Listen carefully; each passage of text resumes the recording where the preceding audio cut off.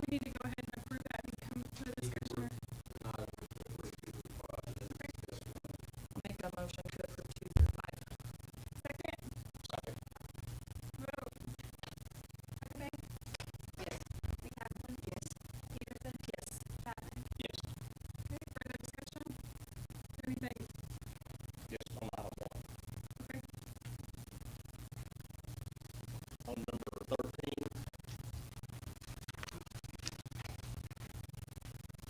that should reflect me voting nay instead of abstaining. Okay. And I'd like to make a motion to approve item one with any changes. Okay. Second. I'll second. Vote. Huckabee. Yes. McCaslin. Peterson. Yes. Chapman. Yes. All right, remarks, so this time we're gonna open it up for remarks or inquiries by the audience, not pertaining to any item on the agenda. Does anybody have anything they would like to say? If so, you can stand up here and we'll limit the time to, what's the time? 2 minutes?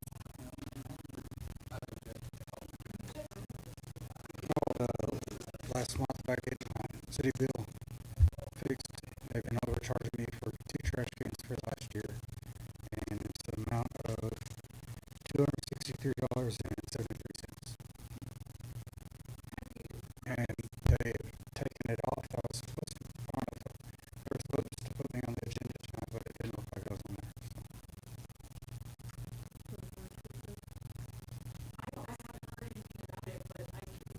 I called last month and they said they could credit me for 1 month, or I had to come to this meeting.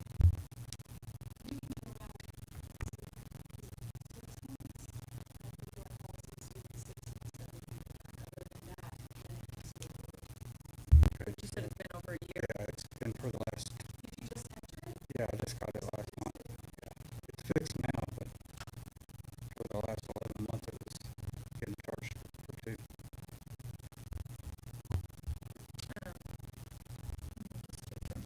And we'll, that way we can see exactly how many months it's been, and she can contact you. You said it's been 11 months. When did you notice that you called last month? Yeah, I called last month. And so it wasn't on this month. It's not on this month. Okay. And your first name? Gary, Well, Parton, P-A-R-T-O. Yeah. thank you. You'll get with us and give us your phone number. You don't have to say no. You don't care. Okay. 318-6919. Thank you, Gary. Thank you. Ricky, did you have something? Thank you.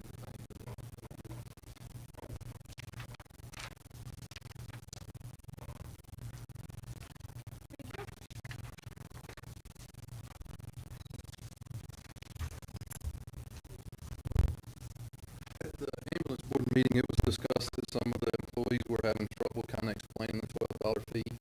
So I got with the ambulance board, with Irma, and Maddie put this flyer together. That way they can hand it out. But I don't really want to release it until you guys look it over. And I had emailed it to Corey to look over. So any input you can give us back, that way make it easier to answer the questions, and the ambulance board can just, it takes the burden off the city. When people have questions, you can hand them this and say, look, this is who you need to call, this is what it's for, and this is what it's about. But I'm sure there's some legals involved, and Corey probably is going to tell me, hey, we need to change that, and that's what we want. We want it to be right when it goes out. So that's not released to anybody. If you guys have a chance, just look it over. You can email me back, and Maddie will make the changes. Okay? Thank you guys for doing that. Anyone else? Timothy Fergus with Chiz Broadband. I know I'm kind of late to the party, and maybe it needs to be tabled until next month, but we're interested in using your water towers to broadcast internet to the rural community.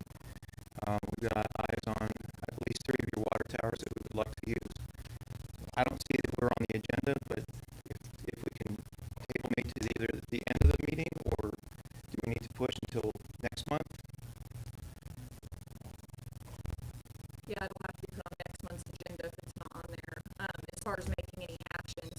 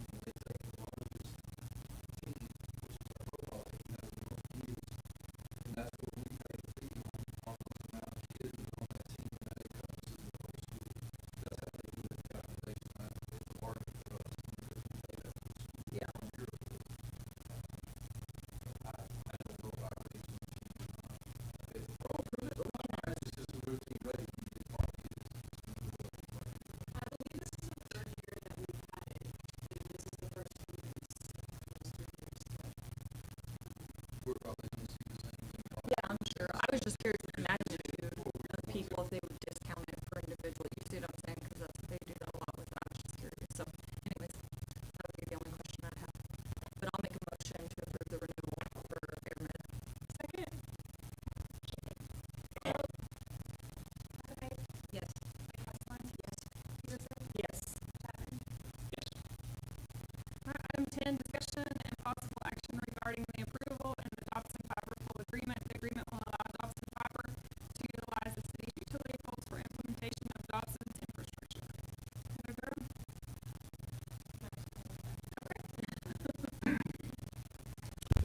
It's good to see everybody again. You know, some of you supported us last month in our gold shovel event. A month or so ago, you approved a right-of-way agreement that gives us the ability to build within the town. It's over 100,000 feet of infrastructure, of which over 90% of that we'd like to put in the air on your poles, but we don't have a pole attachment agreement. So that's our request, is to get that in place. That only gives us the right to apply to the poles on what we asked for copies of your pole attachment agreements with other providers, and I don't think you're the local ones. We provided a boilerplate to you for your review. That's a request. Just signing that would give us the right to apply. It doesn't give us the right to attach because you're still the boss. You still get to tell us which ones make sense, which ones don't. But you know, this is kind of the last piece of the puzzle before we can get our crews out here to start constructing. So that's the elevator pitch. Or have you had a chance to review the agreement? I think the only, I always just mention it whenever it comes out there, is just a term. I'm not saying I'm usually offended or anything like that, but so it's kind of, you know, just how long I want to enter into the agreement. And we propose 15 years to be in line with the right-of-way agreement. That's the term of the right-of-way agreement, so we thought it made sense. And obviously, if it was 1 year, then we can run the risk at year 2 getting kicked off the poles. We're going to invest over $2 million on the cover of the so we just need a chance to get our money back. So that's why we made them a good term that's effective.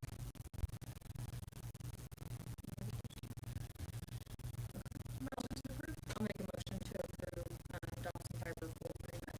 Second? I'll second. Vote? Yes. Yes. Yes.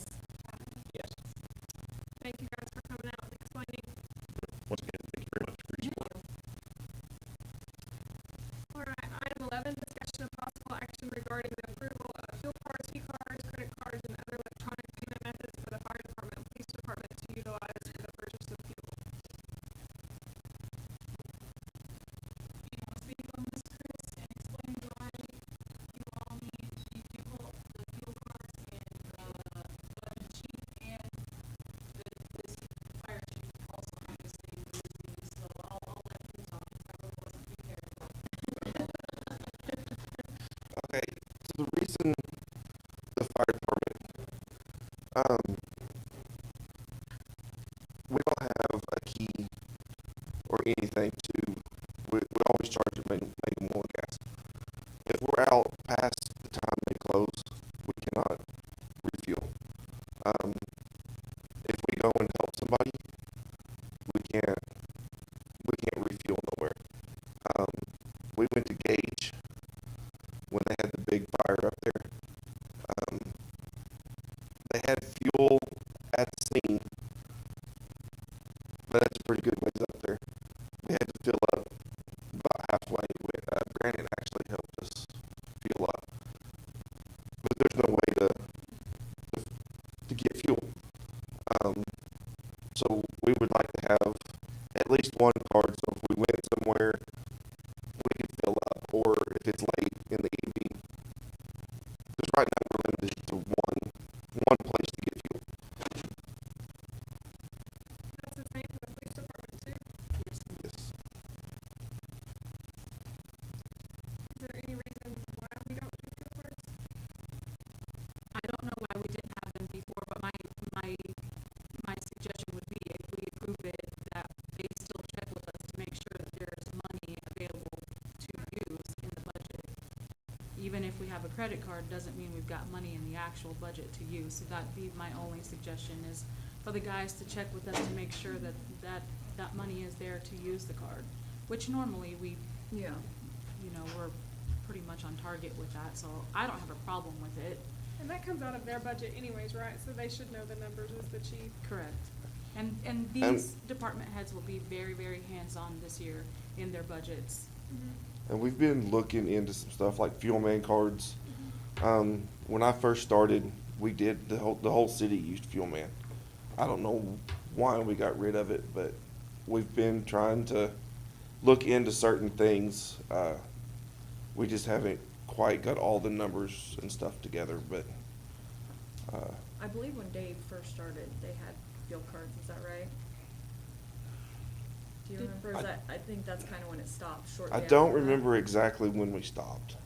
The only reason I say that is because I think at one point Dave said that they got rid of a lot of that, and even simple stuff, even office supplies, because it was just being used inappropriately. Right, I would say that we Is the would biggest just need to be issue. able to purchase, or just purchase fuel. I mean, I think if we do one per department, chief keeps them Right. on hand, which means more Right. responsibility for you guys, but I think if there's one, and then if you're not going to be on that call, if they're in the middle of nowhere and have to use it, call your Right. city manager, verify it's fine to use, move on. Yeah.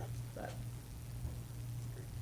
and then we can always shut them off. I mean, if it becomes an Right. issue, obviously, that's easy enough to just get rid of them. So, All right, any more questions or a motion to approve? so, let's see, how do I wanna, I'd say let's make a motion to approve for fuel cards for now, and, leave the stipulations Thank you, to the Chris. city manager for the guys to follow. I'm okay with that. Second, I'll Second. it. vote. McAfee? Yes. McCaslin? Yes. Peterson? Yes. Chapman? Yes. All right, item 12, discussion and presentation and possible action from the Greer County Sheriff's Department on the feasibility study and proposal to convert the old Armory building into a new county jail. Sheriff McMahon? Good evening. Hello. How are y'all? Good. It's been a rough couple of days with work, but I think you guys all should have some information. I tried to make sure that got over to you guys ahead of time. We did, I came and visited with you last month, and we did finish the feasibility study with the architect group. And the plan that our county commissioners have approved and looked at and are going to hopefully move forward with, if the city and the county can come to terms on this, is essentially a 92-bed facility. It will actually hold 100 with booking area, holding cells. The cost is $11.8 million. And that is the cost right now. Just to put it in perspective, a new facility somewhere else is $22 million for the same size. Now, that's a lot of money either direction. So we were trying to figure out how we were going to fund this. A 60-bed, we did look at a 60-bed facility layout, and it was going to take us basically going to the people to ask for a 10.3 mil levy tax increase, which would essentially double property tax. That's not going to, I won't even vote for that, and I need the jail. So then we looked at the 92-bed, looking at revenue, being able to contract with other counties, federal and tribal. And we can do the entire thing based off revenue. It won't cost taxpayers a dime. It will increase jobs, bring 15 new jobs. Every bit of it contained within the building. There won't be anything outside. Pardon me. Nothing contained outside, no rec yard, nothing like that. It's all contained in. The, even the loading and unloading zone would be contained inside. I think you guys might have a layout or a blueprint, so to speak, of the facility, what it could look like. What the, I guess what the next step would be for the city, if they would deed that to the county. My suggestion, and I've visited with my county commissioners and my legal counsel, is to do a reversionary deed, or sorry, a reversionary interest deed, so that if the guarantees of the county towards the city were never met, then the city would regain ownership of the facility or property.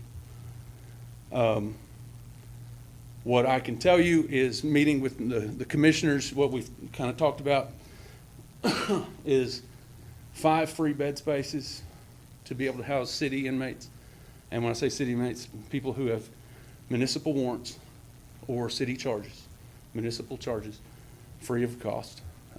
The incarceration fee will not be there, nor will the booking fee.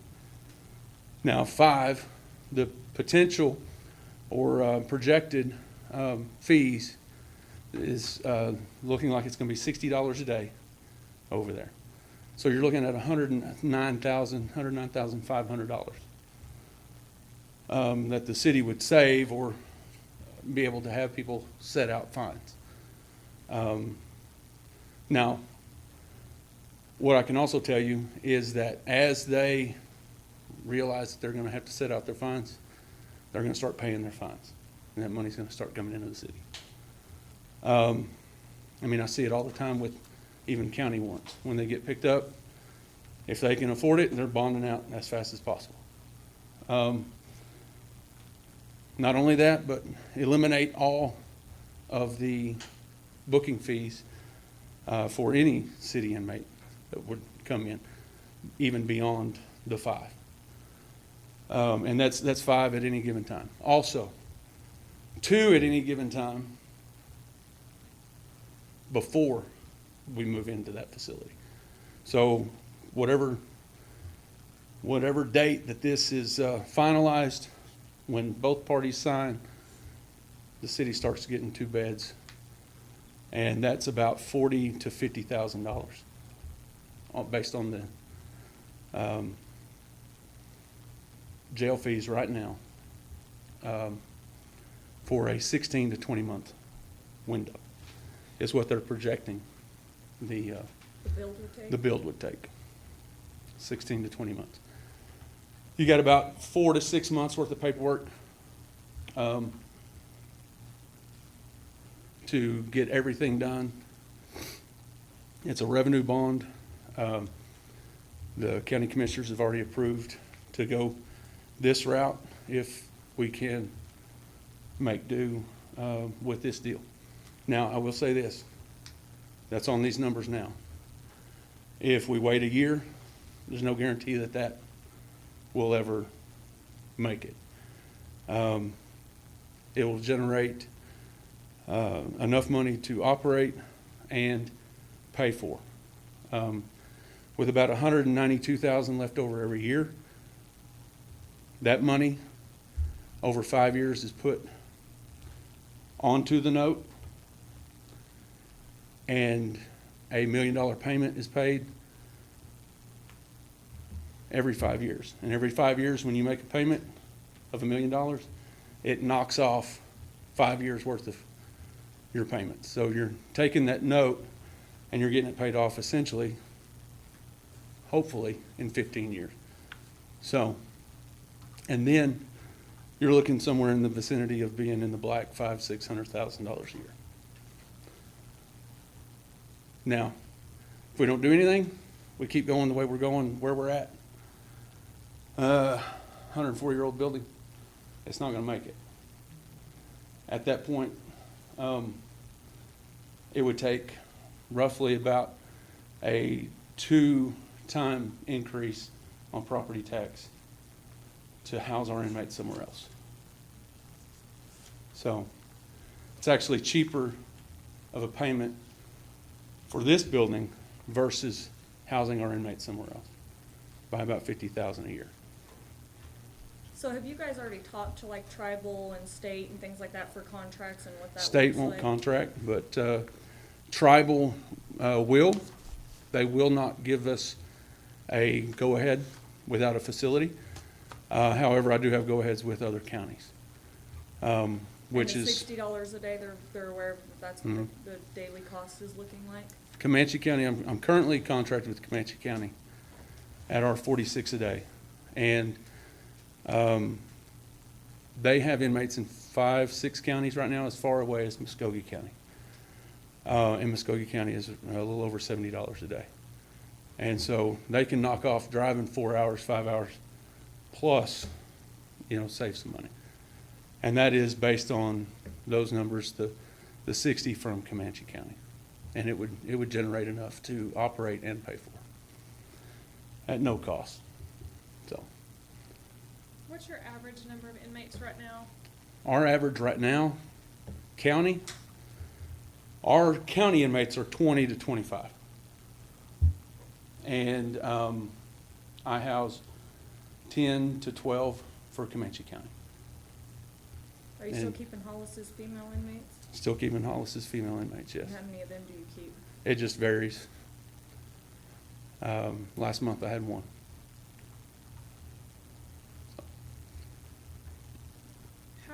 How many inmates on average do we have down there? Right now, not very many, but if it didn't cost the city anything, Right.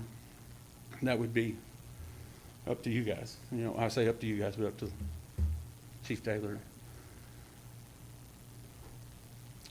I do know that there's been, I don't know, 4 or 5 since the first of the year. So what do you see as the greatest risk associated with this? If we deed it over and you start building, what do you feel like is the biggest risk? The biggest risk is on us. I mean, we take a revenue bond and we have to pay it, but it's also the only way that we have. I mean, let's be honest, who's gonna wanna double their property tax? Not very many people. And so finding those other ways to do it, and there's been talk for years and years, but we've never been this close to actually being able to make it happen. A new build, 22 million, is gonna triple property tax just to make it happen.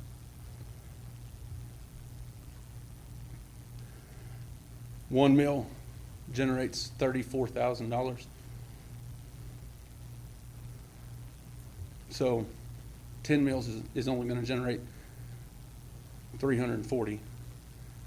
And that's give or take, whatever the rate is that year.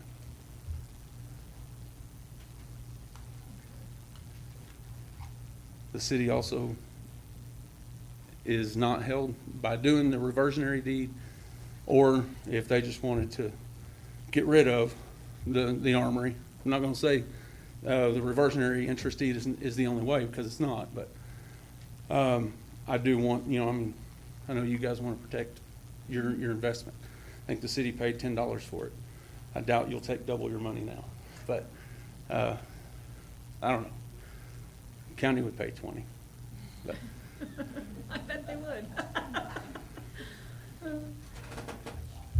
my commissioners told me, well, we messed up. We didn't take it when we had the opportunity. So, but they also didn't think that this would actually be an option. So Well, you've done a lot of work.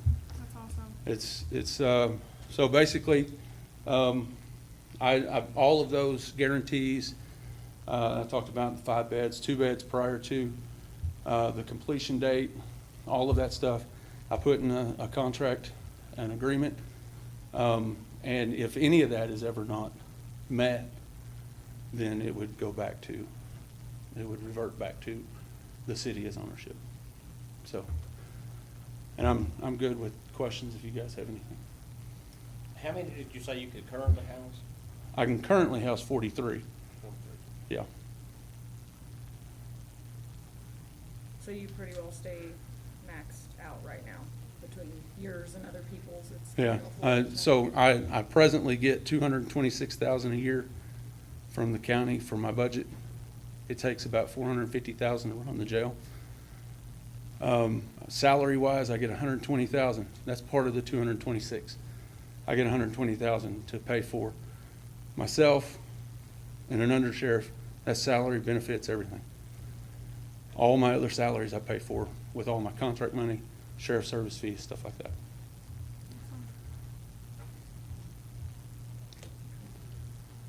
This would make the jail stand on its own. And hopefully be able to have it paid off before I get ready to retire.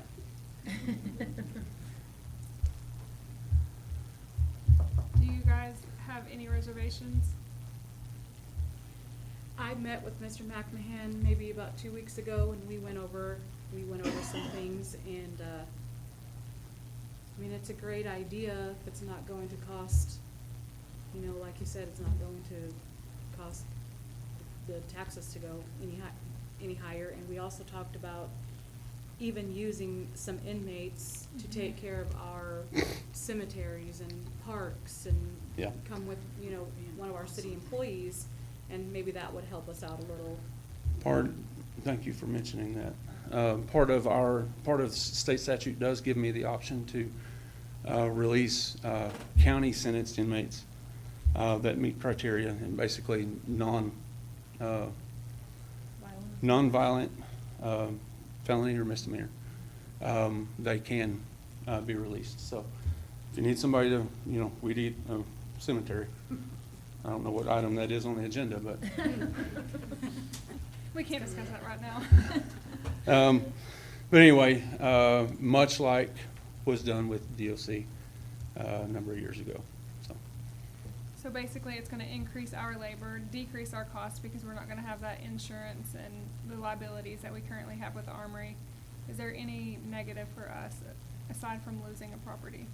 I actually have talked with Mr. Kendall several times of who can we house in the jail? Because if we're just doing traffic, where would we benefit if we just do traffic? The only way that we would be able to house anyone in the jail is on a failure to appear or a failure to pay, which didn't that law change recently? So that won't benefit us either way. Cause So- even No. if we pick them up and we house them, technically they're only the city's inmates until their first hearing, and then they become county property anyways, right? No, that's just on district charges.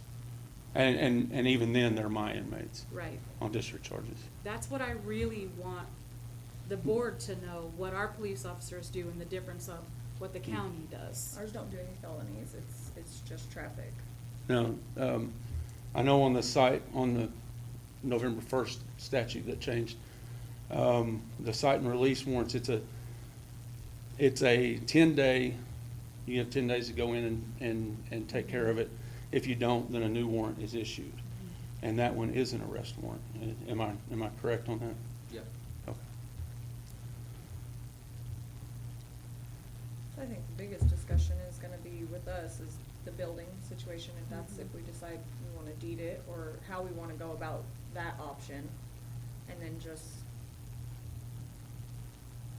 yeah, the inmate deal, I mean, I don't know that the 5 free beds, just because we don't really get to keep it, we don't have inmates really staying there, I don't know that that'll be a huge benefit, but really the building is gonna be, I think, the biggest discussion on how we decide we wanna do that as a city.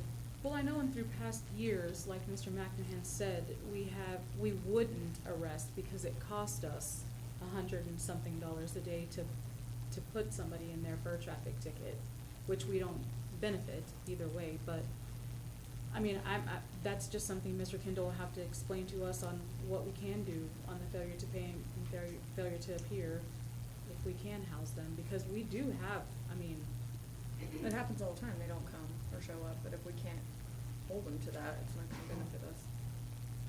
And, you know, the mayor is right, you know, I talked with Mr. McMahon a little bit about the same thing, and we're paying what, $2,000 or so in insurance for the building times 12, so that will be, $24,000. you know, an expense that we wouldn't have to worry about, like you said.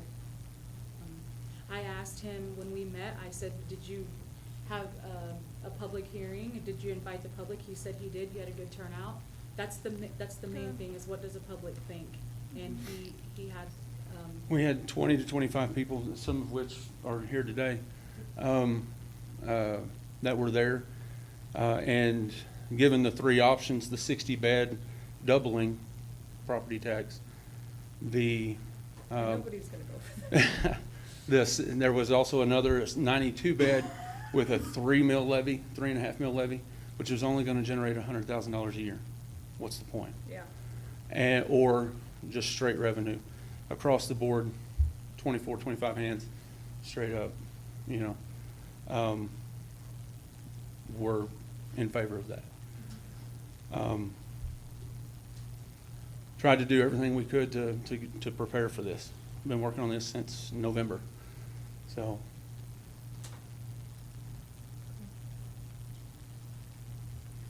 I don't know. To me, it's a no-brainer.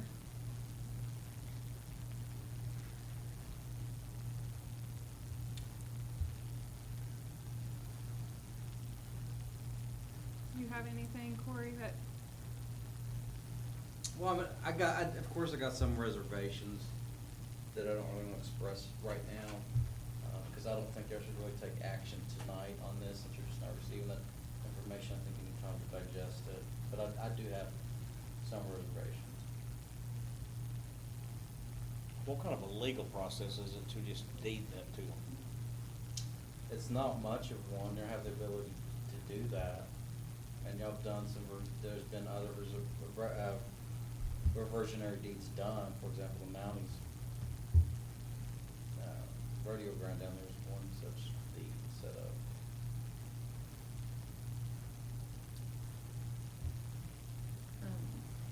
I would like to see the contract again for the armory and just read through the fine print, just to make sure we fully understand all that before we start transferring anything.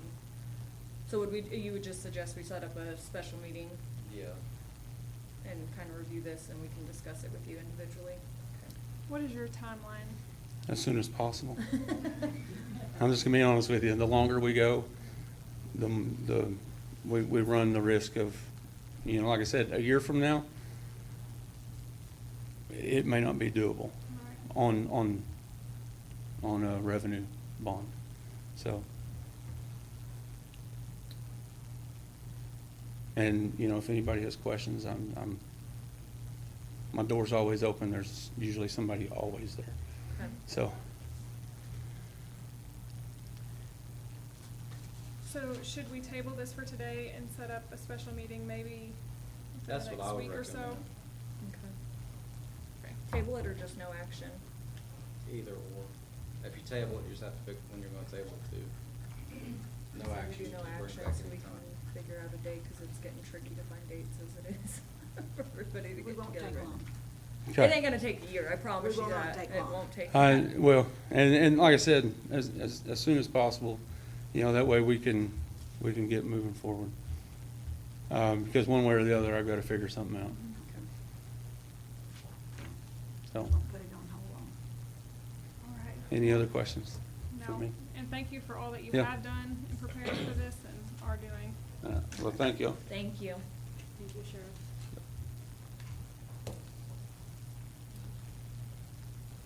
Okay, do we need any more action on that item? Item 13, discussion, presentation, and possible action regarding Kim, yes, and Mr. Wynn's request to build a new animal shelter for the city of Mangum. Kim, I'm gonna invite you up just to speak and share.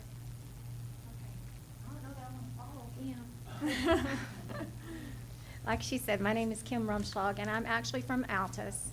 And I'm involved in serve on a lot of boards, but I have been highly involved with animal welfare in Altus. And Mangum is in a very unique situation because you have a donor that is willing to build a shelter for you. But there are things that we would need the city to do. These pictures are a little bit older.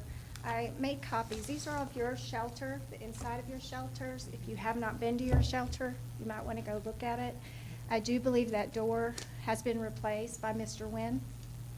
And he has routinely bought vaccines for the shelter, bought food for the shelter. I don't know what the budget is for the shelter. I'd be curious to know what that is.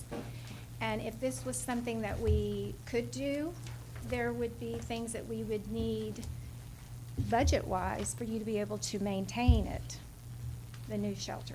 There are some requirements. One, it would need to be inside the city limits and not out in a field where it is right now. Animal welfare is a huge thing going on in the nation. Oklahoma is on board right now. I think there are some other funding opportunities out there for your shelter. If you have someone that would be active looking for it, that could pay for your vaccines, that could get you grants for things that you need. I have also brought you guys, if you'll take one and pass it down. Common Bonds is a initiative here in Oklahoma. Enid was the first one, Altus was the second to be Common Bonds certified, which means as we try to keep our shelter at 90% alive release rate, which means no kill. There is no kill shelter anywhere because the ones that are very old or very sick, they have to humanely euthanize those. But if it's 90%, that's what you're considered and you can call yourself a non-kill shelter.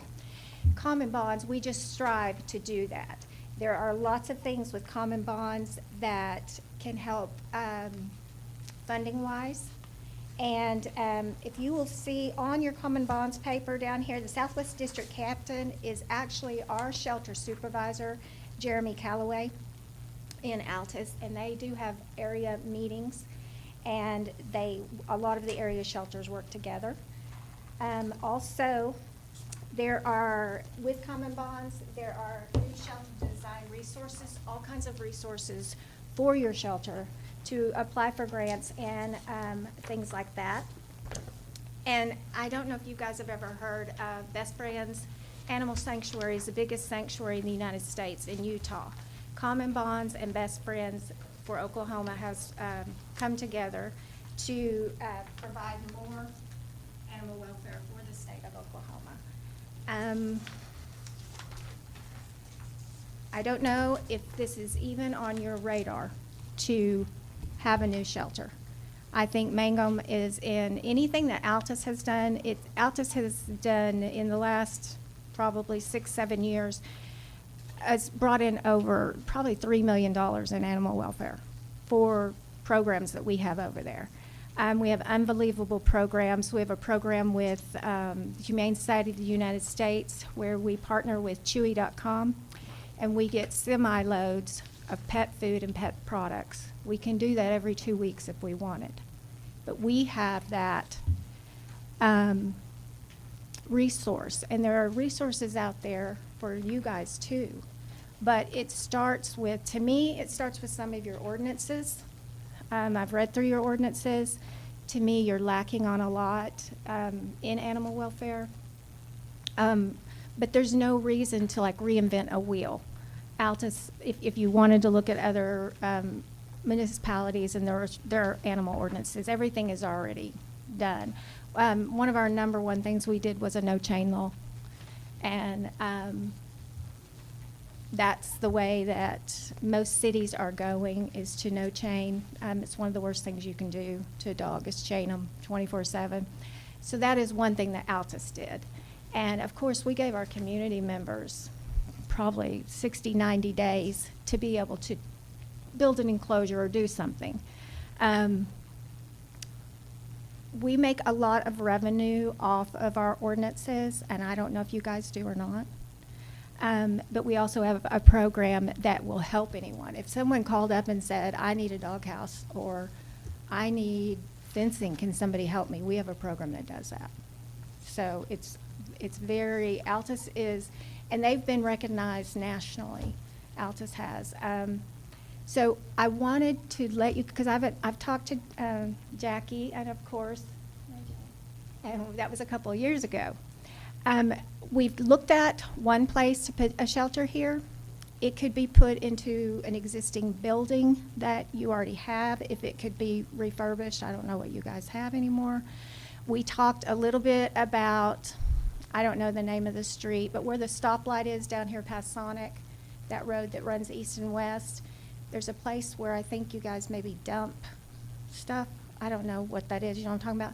That on the north side of that, we had looked at that space, but then I heard you were doing some kind of housing development or low-income housing or something there. And then when I talked to Jackie, there's a place close to the baseball field, is that right, Jackie? Somewhere, that land, the That school the city gave owns. you, yeah, that the city owns, that we thought maybe something could be put there. But I know this is very new to you guys, and you're just learning about this, and I wanted to let you know about the opportunity. We have been talking about it for a few years now. And I would need, in order to do this, I would need help with, if this was something you wanted to do, I would need the city to get the utilities there, to get the plumbing there, you know, to donate. I mean, the building will eventually be the city's, but we would need things in place where you could afford to run the shelter like it should be run. Have the things that you need. Have the food that your animals need. Have those types of things. We would need to work out all that kind of stuff and not rely on a city member to do upgrades that, you know, just, I don't know, have you guys ever been out there? Yes, we have. It's pretty sad, pretty sad. And to me, just looking at the working conditions of your employee that works there, to me, it doesn't seem very healthy for that person. I don't know if it would be an OSHA problem, I don't know. But Mangum has a very unique opportunity here, and I wanted to present it to you guys. And Jackie knows how to reach me. Do you guys have any questions? I mean, I can get you the amount of money that he has supplemented to the shelter here. I mean, he's from here. That's what he wants his legacy to be. But if I can't get, you know, city buy-in and stuff, I'm afraid his money will go elsewhere. So that's what I have for you guys. I did go over some of your ordinances, and there was just, and the size of your building right now, it's like 40 by 41. And we would need a building probably 2,500 to 3,000 square feet. We've already looked at that, because you're about 1,000 maybe out there. Jackie had mentioned, I don't know who talked to her about noise level in town. We actually, for Altus will be getting a new shelter. We actually had studies done about the noise and how far out it would go, because our shelter is kind of out in the industrial part of town where nobody's at. And you can't get funding, you can't get grants and stuff if that's how you're gonna be, because that's old school, that's not progressive enough. They want it in town, you know, visible. Where the new shelter, we were gonna put the new shelter directly by the reservoir that's getting the $20 million upgrade. We have since thought about moving that to the south part of town. It's in a neighborhood, but it's where we have ball fields and everything else. And so we have done studies on the noise, and I have those studies for you if you wanted to look at that. Can you just tell us how you go about managing the noise? Well, it's with the construction that we do. So are there any dogs outside? Well, like the Altus one, it's not gonna be outside. Everything will be inside. But we will have like an outdoor area for where they can run, where we can get them out there and run. But it would be like guillotine. You guys have guillotine doors to where we could move them to, you know, in one, clean that area, clean the other area. It's real important at a shelter like that for the ventilation, the insulation. Ventilation and drainage is the most important when you're building a shelter, just because so you can keep disease down and that type of thing, and you don't have an outbreak. Out here, there's no way you can keep from not having. If a dog came in with any kind of, it's going to spread, because I don't even think you have a quarantine room. So, anyway, we did studies because this, at the reservoir, it's very, very close to the richest part of town. And so people had main concerns, and so that's why we did this study. And I'll be happy to show you that and what it says about that if you want to look at any of that. Some of your ordinances, I did have a question about one because I wasn't real sure what that meant. Number one, we would ask you to do a no chain law for sure. Yeah, because you do have you can place a dog on a leash, but your leash can't be long enough that it can get on city property or whatever. And we just discourage against that at all. And the housing requirements, for your ordinance and what you expect your city members to do is to, it says every structure wherein an authorized animal is kept within the city limits, the city, it shall be constructed of material and in a manner that it can be kept clean and sanitary at all times. That's what you expect of your city members. They expect that of you too, for their shelter, and it's not that way. So, anyway, your vaccination requirements that you have, I noticed in here you guys let people vaccinate the killed virus, because you can go to Atwood's and buy rabies, things like that. That's what I'm reading. Is that acceptable here? Does anybody know? They have to provide us, the city, with their rabies logs from their vet to get a tag showing their dogs have rabies From the vet, vaccines. but if somebody goes to Atwood's and does it, do you accept that? No. No. Okay. That's what confused me a little bit about your rabies control, because I thought it read kind of like you could do that, and I didn't think so. Anyway, that's what I have for y'all. So does anybody have any questions about? I think it's just a lot to look through and go over. It is, it's a lot. But I, like I said, I think you guys have a unique situation here. That, Very generous. yes, I mean, I don't know any other place that, in Oklahoma that has that, so. What is your timeline also? Well, we've been talking about this for years now, as soon as possible. No.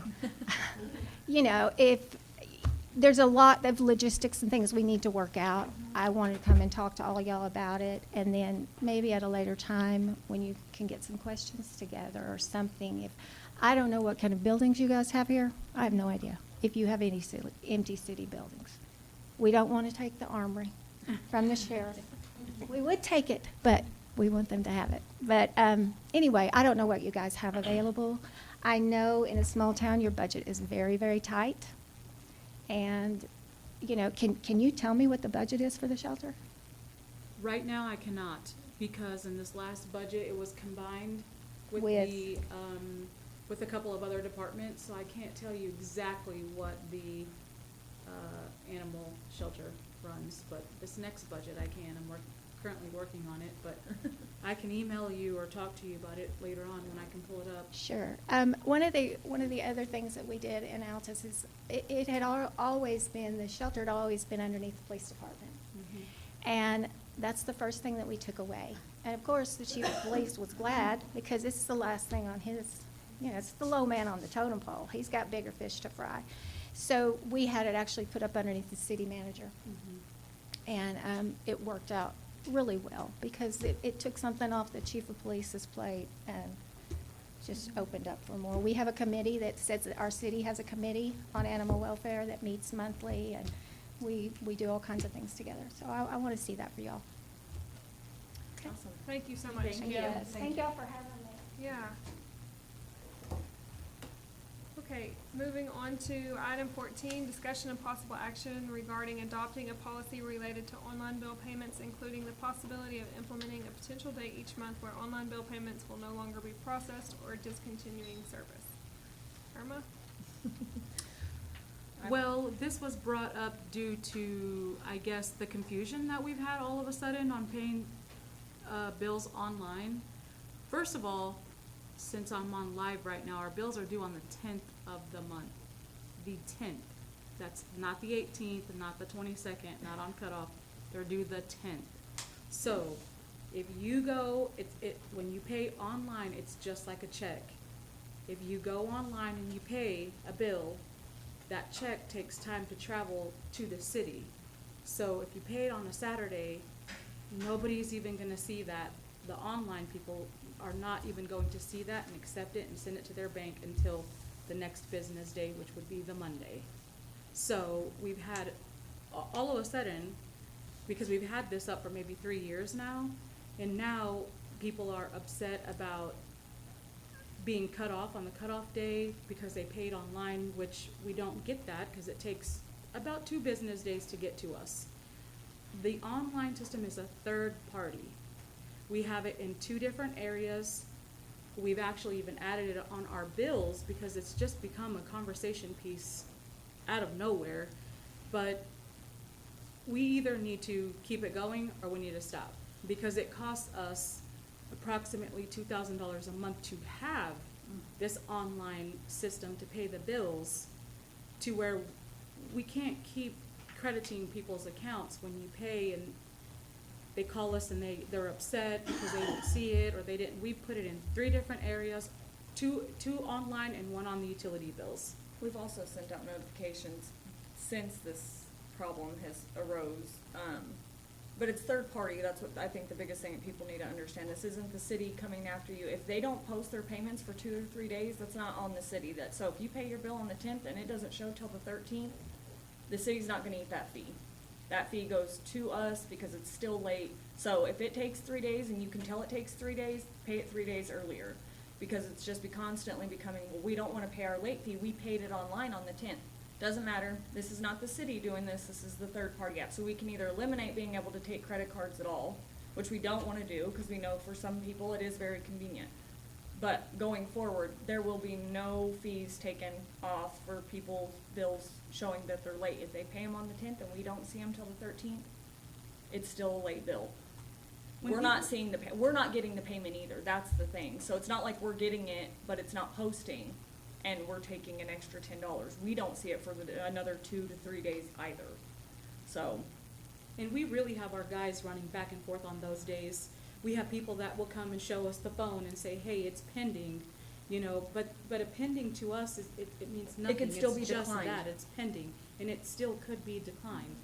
When that money does go through, then they get it, then they close their business day at a certain amount of, on a certain time of the day. Then they send it to us, and then we close our business day, and then it goes into your account. It's just like Amazon. When you order something from Amazon, sometimes when you order on Amazon, it gets directly out of your account, and sometimes you don't see it for 2 or 3 days. It's the same thing. It's just like sending your check in the post office. It's going to take time to travel to get to us. That postmarked date, when you send it to in the post office, it's not going to eliminate you from a cutoff or late fees or any sort of penalty. So we've done our part. I believe we have done our part on explaining it and adding it in 2 different areas when you pay online, adding it to the utility bill. There's a huge memo on the bottom that says you will not be excluded from late fees, cutoffs if you're paying on this day. Don't pay on the last day of the that you possibly can pay. The 22nd is a danger zone. It's a danger zone. If you're paying that online, we definitely won't get it for 2 or 3 days. So we either need to, because like I said, it's just came out of nowhere in the all of a last sudden. I literally don't know 6 what weeks, happened. we've had Yes. a numerous amount of complaints for whatever reason on So, this. when they submit payment, does it say on there that it won't show up for 2 to 3 days on the city Yes. side? It does. Yep, and it's now on the utility bills, like I said, just because we've had so many people calling us and asking us and telling us and upset, really upset. And then, you know, here we are all over Facebook and or the bad people, but really it's in 2 or 3 different areas. And it's just like your car payment. You pay it late, you're gonna get a late fee. It's the same thing with us. And we really have our guys going back and forth, like, cut off, don't cut off. They say they made it online. We feel bad, it's hot, you know, we're cold outside, so we're like, okay, it's pending. But if it doesn't come through for 2 or 3 days, on a cutoff day, we're constantly up front.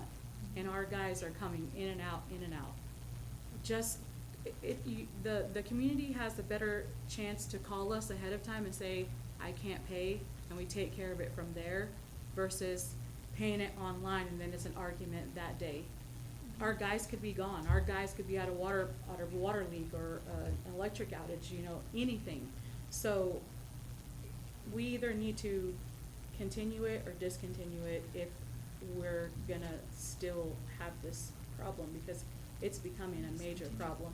It really is. What percentage of people pay online? I mean, a good share, you know, we pay off of every transaction, because the city pays for that. So we pay for every transaction that you make online. So, Ally, what do we pay? Maybe like $1,200–1,300 a month is what we pay in fees. At least, I would say. And is it like a 3.5% or 4.5% on each transaction? So why do we not charge that back to the customer? Because That's legally, gonna be well, so, okay, actually. They get charged what, they get charged a $2 fee to pay online. It's like $2.50 now. But the merchant fees But are that takes it 3.5. off of what we truthfully owe. You know, we get a little discount from that, so that $1,200 is already our discount. So we pay for that, we pay for the merchant fees to pay inside. So, and then we have to pay for that option in our software, we pay for that additional option to be able to receive those online payments. So it's pretty costly for us. So we can't go in and adjust late fees anymore. We just can't. So we either need to decide to keep it or not. So we Um, can't add a charge to pay online? The merchant company charges their fee or whatever, but I will say I was just told by a financial institution, that does like loans, credit cards, that type of thing, and they said that it is against the law for us to charge them that 4.5% because it's supposed to go to that financial institution. Now, we can up our rates, which we all know we can't do because we're constantly adding stuff to our bill that our citizens have to pay, so our utility rates can't go up. Basically what they said is you can up your rates and then offer a cash discount, so the people that come in and pay cash won't have to pay, obviously, the 3.5% increase, but there's no way for us to up our rates, so legally, no, we can't charge that to them. Am I right on that, Corey? That's correct. I mean, you can charge a convenience fee, but technically speaking, you can't discriminate against payment. But I think that's gonna open up a whole nother can of worms, cause even if we charge a convenience fee, they're gonna be like, well, I pay you guys to be able to use my card, I shouldn't have to pay a late fee if I paid it on the 10th. I think that's just gonna cause a whole different set of confusion. That's brand new. We did that online during COVID. I believe, Mary Jane was here when we did that during COVID, so it's super new. But we haven't had any problems until just recent, really. I say do it for another month, and if it continues to be that large of an issue, then do away with it. I mean, it's costing us a fortune every month. It is a courtesy service that we offer, but it's also. I will say online bill payment, I believe, does give you points towards the CUP grant that if you were to apply for is $20,000 a year. Okay. So that's something that you have to consider. Is there any restrictions on that if we were to have a specific date cutoff?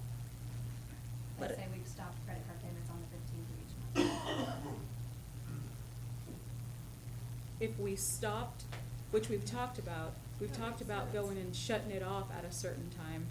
But then again, if we're busy and we forget to shut it off, I mean, that's somebody constantly monitoring all of the time, that online system. And that's what I'm saying to when we get, you know, the community calls us and says, well, it's pending. Don't you have the access to look at it? We do. But We still do says the pending. next day. We can see the pending, who possibly we might, but what if we don't have time to look at it? You know, we can't sit there and monitor all day long. That gives you a clear note that says, if you're paying on the day of, it's not going to exclude you from these late fees and these penalties. That's the same thing with our drop box. We have a drop box outside to be able to pay payments. On the cutoff day of the month, we close that drop box. We put a padlock on it, we close it all up, because we've had issues with people saying, I dropped the payment, I don't know what you did with it from that location to this location, so now we just close it, so on cutoff day, you have to visit us. So we've talked about closing it on cutoff day, but then again, it's going to be, you shut my utilities off, you turn that online payment option off on the day of cutoff, so it's not my fault, because that's what's gonna come up. Well, So and either, also, that grant's nice, it's $20,000, but if you figure out what we're paying in merchant services, it's more than that, so. Mhm. It's kinda, we're paying out more Well, still. depending if it's $2,000 a month or $1,200 a month.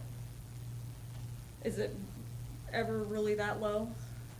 the $1,200 a month for us to pay? No, I mean like our merchant fees and stuff like that, it's normally much higher than that. Well, we pay merchant fees for the credit card Right, in and our then- actual building to run that, of And then course, like just to any have the other merchant store. services is Mhm. like $2,000 a month, And then we right? pay the online, So it's but then more but than- then we pay for the program. As well, yeah. We pay for the program in our billing software to be able to accept that, to deposit it in your account. And I think it's what, $700 a month for us to have that feature. So it's well over that. So you're talking about, we're paying about $3,000 a month for people to pay online, to have the option to pay online, that then becomes, we're $500-600 in penalties that we're reversing monthly. Yeah. For sure it shouldn't be reversed.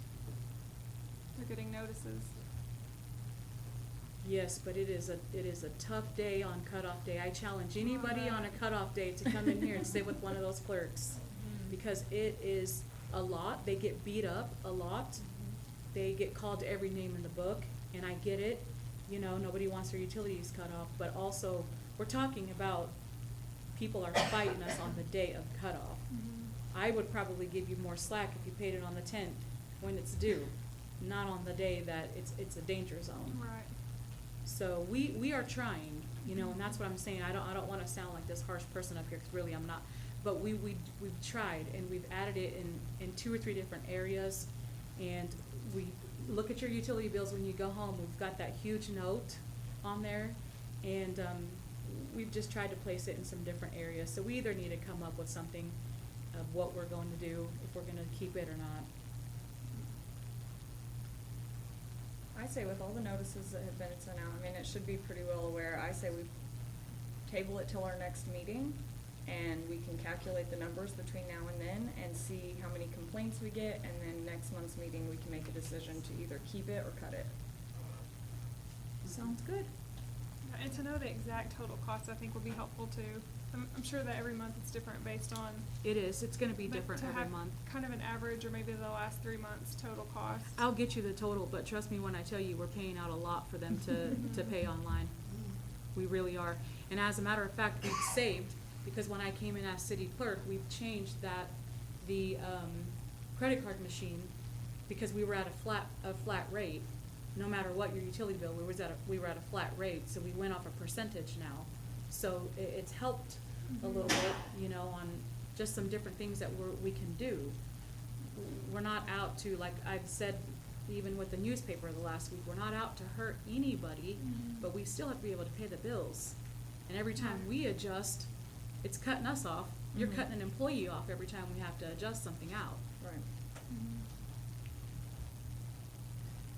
Okay, so we will table item 14 and move on to 15, discussion and possible action regarding the Chamber of Commerce's lease of the Welcome Center and its concerns regarding the new cost increases associated with the Welcome Center.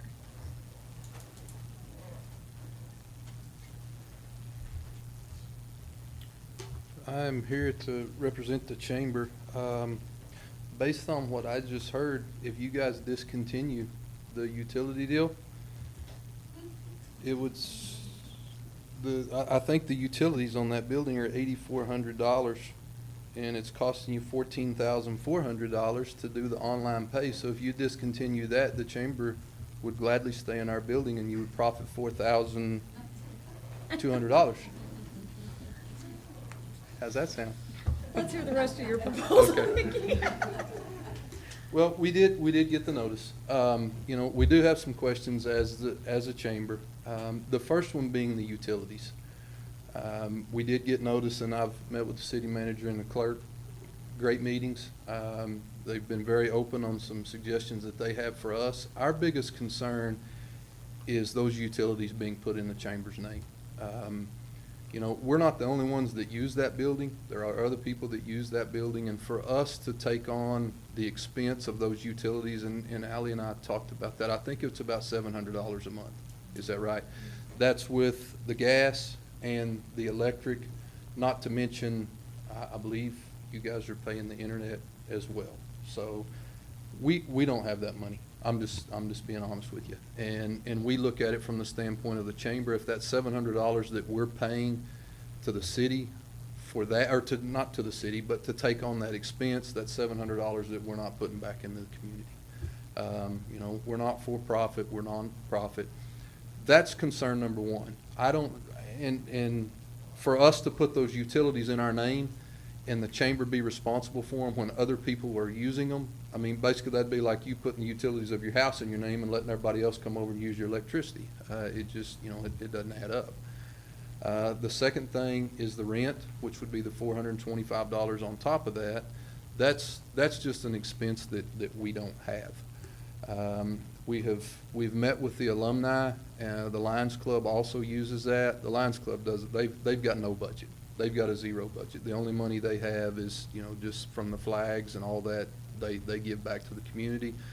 The alumni is pretty limited on what they're willing to do.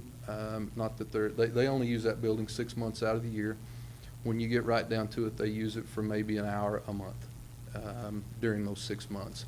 They did agree to $50 a month for a total of $600 a year.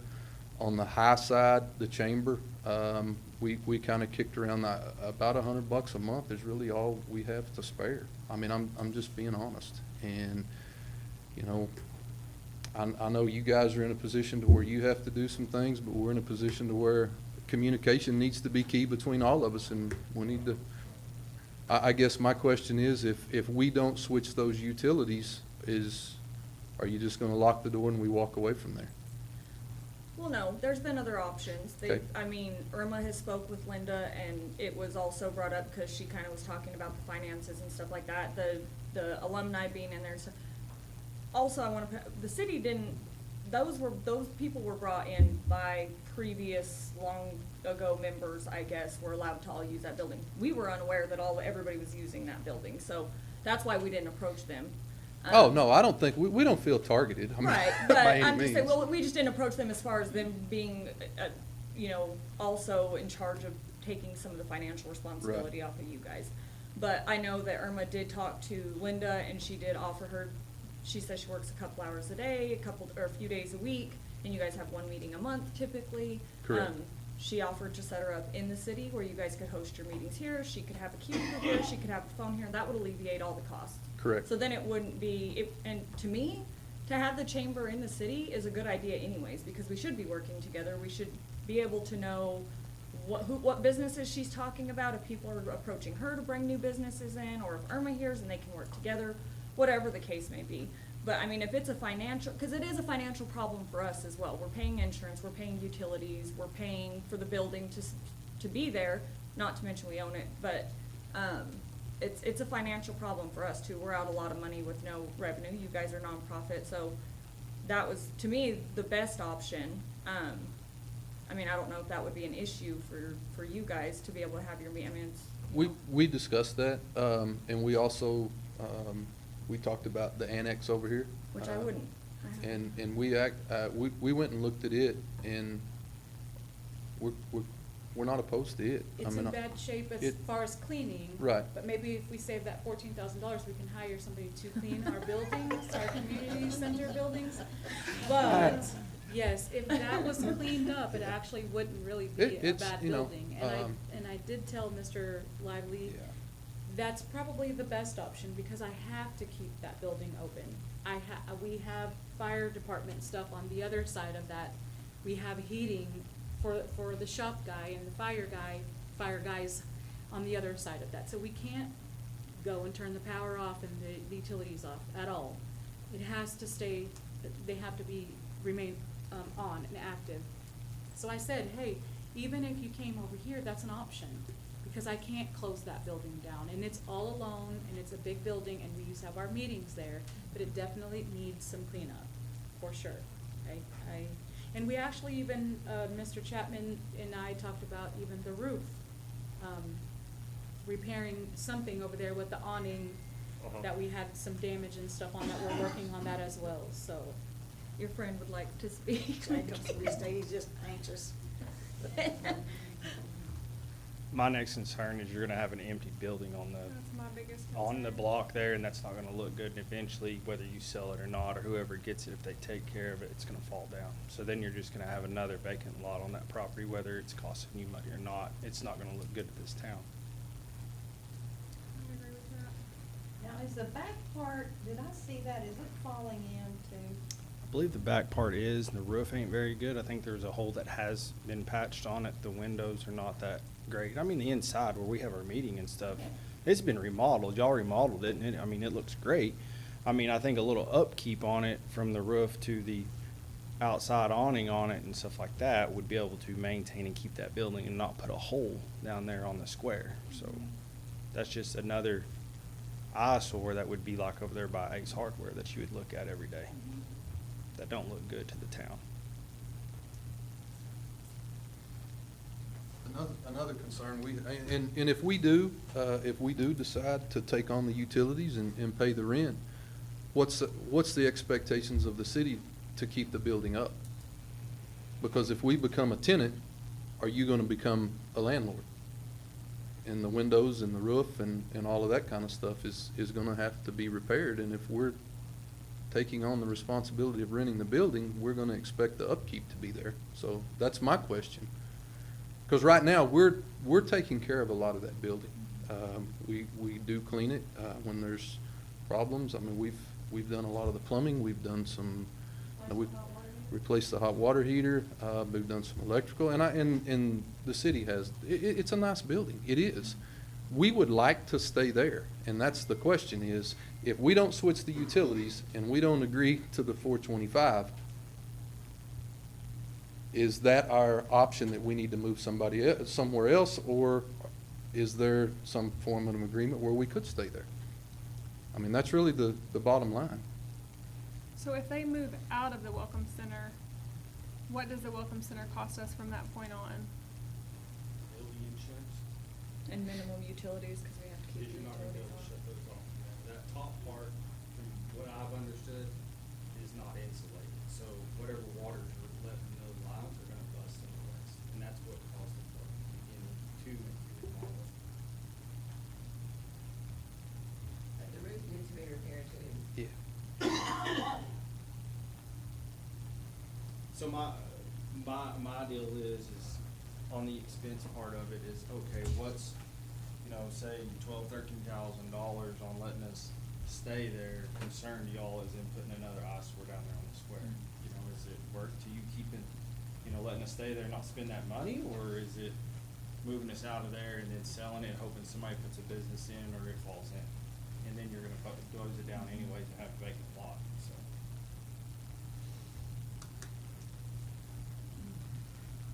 We just need to know where you stand. I mean, I don't have a way to put that, because we've got decisions to make too. And if we don't put the utilities in our name and we don't agree to pay the rent, are you gonna lock it up and we've gotta do something else? Well, here's the other questions that we had last time, and this is not against anyone at No. all, but if we have that community center, would we let the newspaper go and sit in there for free? Because we have that empty space, if he wants to move his business in there for free, would we? The only thing is the chamber isn't necessarily a business. It's not a business. Adding to their benefit is the city. Yeah, if you look at your city But- government, the Chamber of Commerce is a branch off of your city government. It's not like the newspaper, it's not Ace Hardware. We're here to try to bring revenue into the city, which y'all benefit off of taxes, because we're trying to get people into this town for events or whatever we have, like Hometown Christmas, the car shows and stuff like that. So we're actually in here to try to bring revenue in, which as the city, y'all can probably see over the last couple of years what our Hometown Christmas and stuff has grown into for people putting out effort to do that. And we're trying to bring the car show up, and we're in the works of that. And then within the last month, there's probably businesses in here that can say and see that we have sent out grants now, because we're trying to work a way to help people do their storefronts and see what we can do to put that money back into the community. That's where our concern is. If we're paying that, then we're not necessarily putting that money back in the community. We're just putting it back in to pay bills, and we're just maintaining. not at all, we're gonna go broke, so.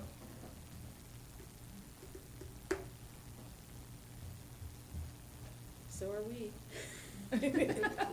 So are we. Did you ever look at the finances?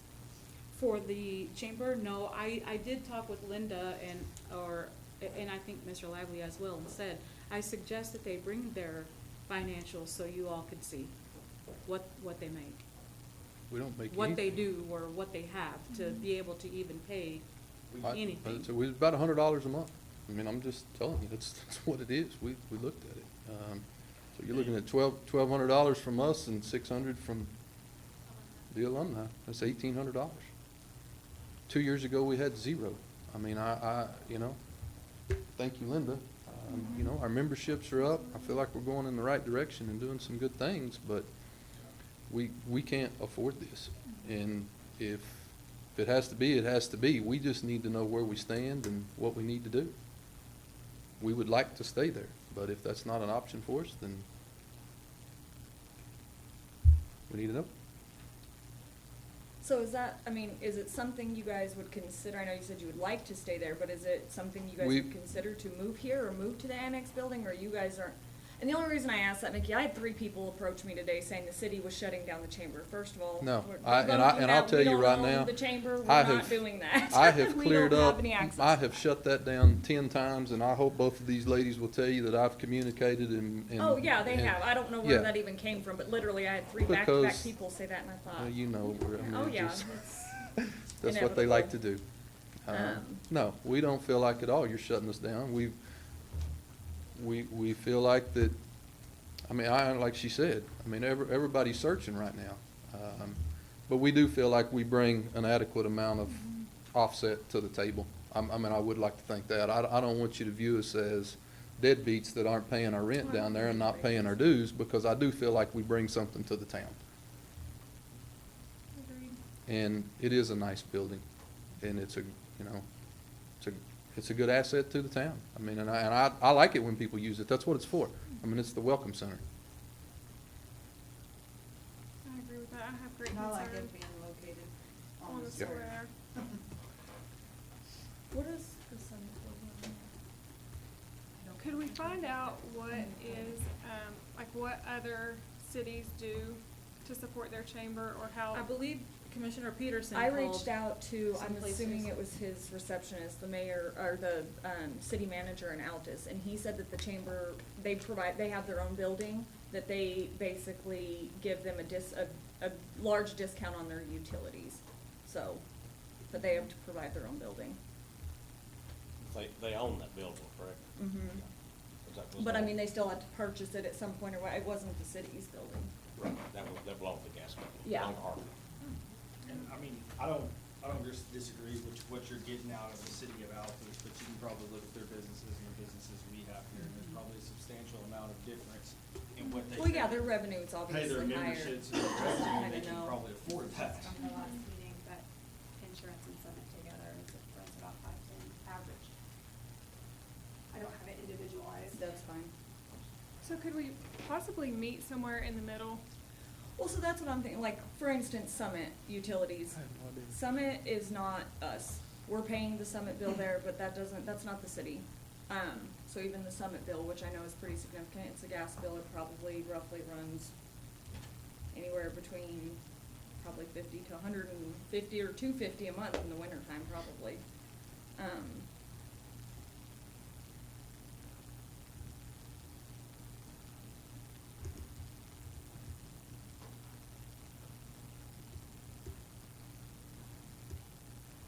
Yeah, just insurance and the Summit bill for 1 month was 510. That's just that's not even, water and electric was 175. Internet is, I just think I think they're, URLs, Yes. so it was $16 a month.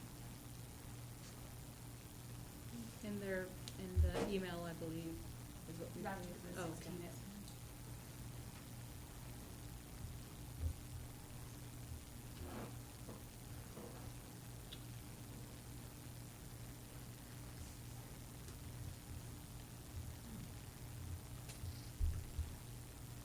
So if they were to leave, what is that gonna save us? I mean, because we have utilities on our other buildings that are empty, right? We just had minimum on them, right, which is what, 40 It's 12. or 12, okay.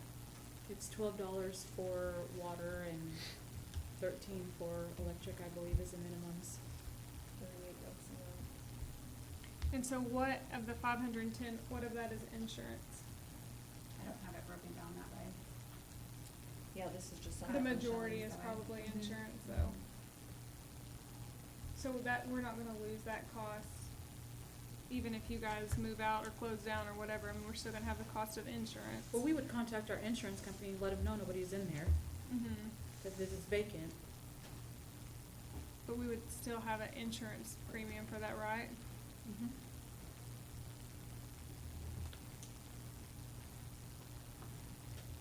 Insurance on vacant properties are usually higher than occupied.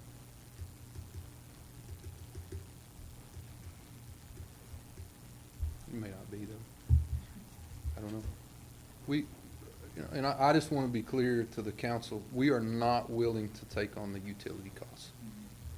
And if that's the deal breaker, then we all need, I mean, that, like I said, it's all about communication, and I want to communicate. That's not an option for us.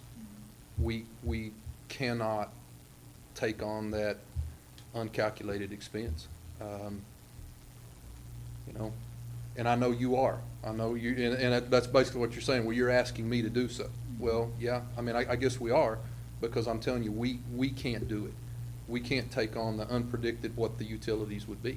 I know it can be calculated 1,000 times, but we're not willing to put that in the chamber. We discussed that in the chamber board. I don't know whose name you'd even put on the utility bill. Who's gonna be responsible for it? You'd have to have somebody. I mean, you call the gas company and say the Mangum Chamber of Commerce. Well, who is that person? I'm sure there's a way to do it, but we're not willing to do that. We just can't. The responsibility is, it's too unpredictable for the budget.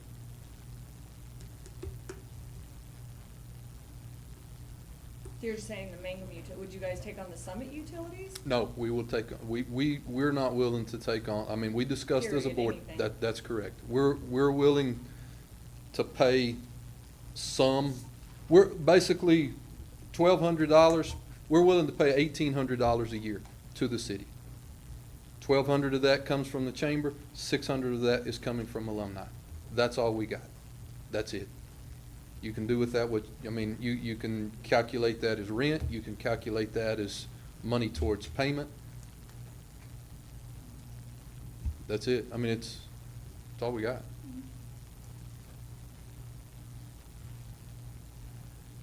And I look at, you know, that's taking $1,200 away from something we could use for the community. But that's to me, that $1,200 expense is worth keeping us down on the square and having that open thing.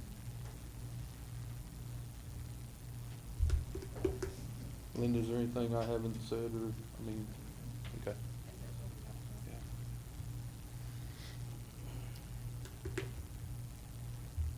That's where we're at.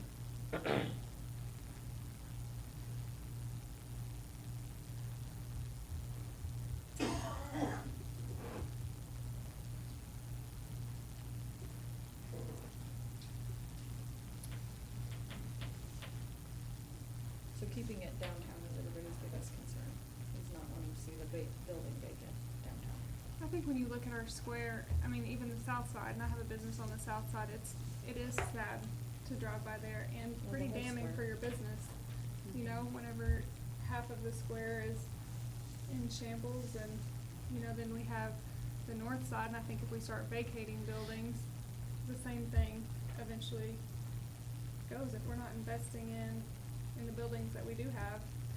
And we didn't buy the building, this commission didn't buy it, but we have it, and Empty buildings go downhill rapidly. And I will say, Linda has taken amazing care of the building. Yes. She cleans it, she Yes. makes sure everything is in working order, she's organized, I Yes. mean, it's immaculate, from the front to the back, it really is. Yes. What if, I mean, my question, and what I always thought the Welcome Center, like, what did you guys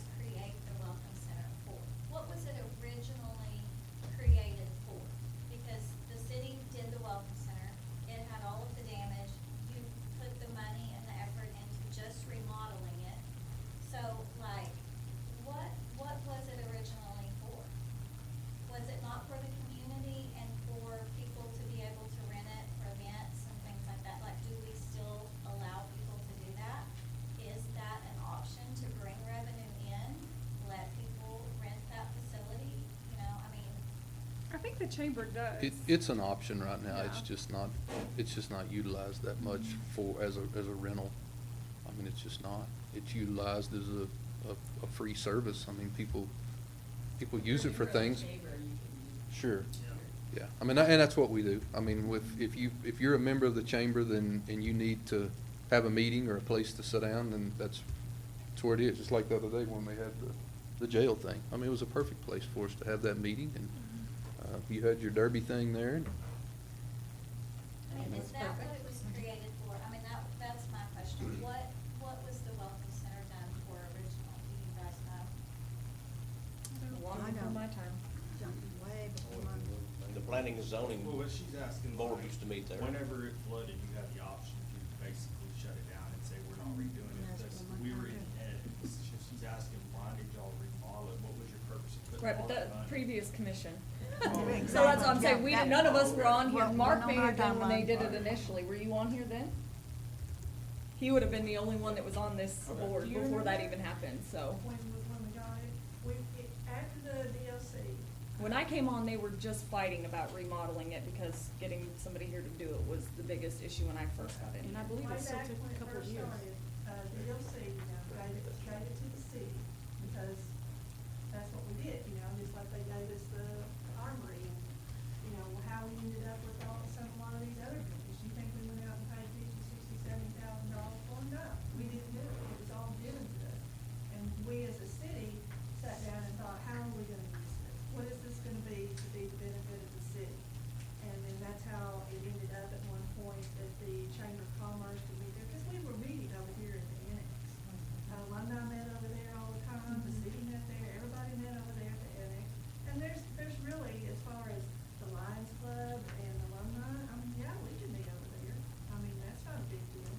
But, originally, it was like you guys are saying, the whole thing was, as I can get up here, the whole thing is that we need to make sure that, the community is getting the benefit of the buildings. And that's what the whole thing, to me, is about.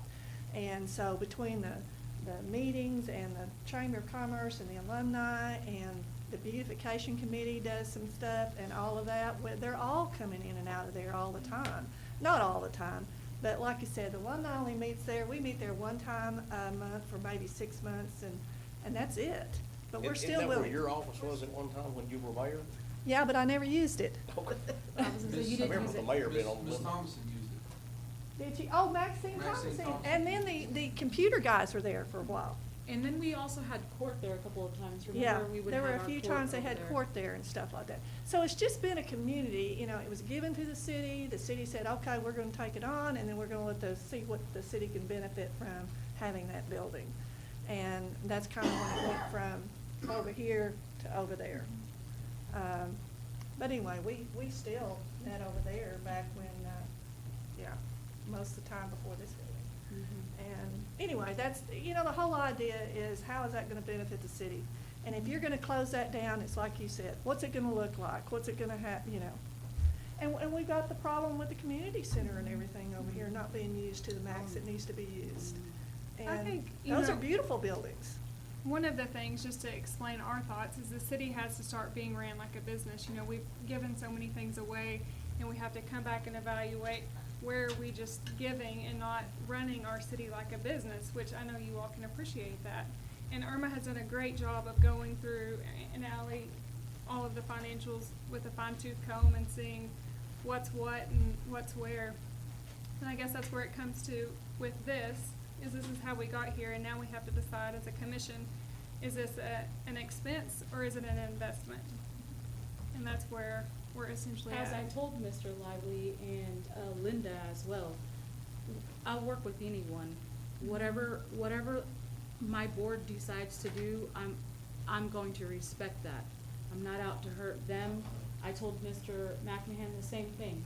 It's time that we work together and get things done and make progress in this city. What was your previous agreement? Didn't you, what was your agreement with previous city managers? Yeah, Our for the previous chamber. agreement, from my understanding. I mean, I know there was nothing written, I know there's never nothing been a written. contract of any I've sort, been on there but. 9 years, I believe, and Mary Jane probably updated me, but my deal is what I've always heard is that we got the the building and the utilities for free, and the city got a free membership to the chamber. Now, the memberships have changed back and forth. They used to be super high, it went way down, people couldn't afford it when they're super high, we had nobody bringing them in, so they went way down. We have to adjust to try to get our memberships in, so they used to be a heck of a lot higher than what they are now, but I believe that's what it is. I may be completely wrong, but that's what I've always heard through the grapevine whenever I've been on there, so. Is that what you guys understand it to I be? don't know. Irma, do you know if we've paid a membership? I went to the hometown Christmas meeting last year to get an assignment, and I ended up on the board, so. Sucker. I bet your mom had something to do with that. So, I can't answer I that. left a board member. I don't know. Do you know if we paid a membership, Irma, off the top of your head? As far Linda as- would know. We have not paid any, okay, up until this point. Or I would know what we paid. Nope. Nope. And the only other thing that I would say is, Linda, if you could just express what does the chamber do for this city, and you're the one that can say. I don't know. The chamber does a lot, and she's been instrumental in a lot of it lately, so. Well, we're just trying to promote community involvement and something happening in the city because it's just dead. Nobody wants to do anything, and we have a problem of getting participation.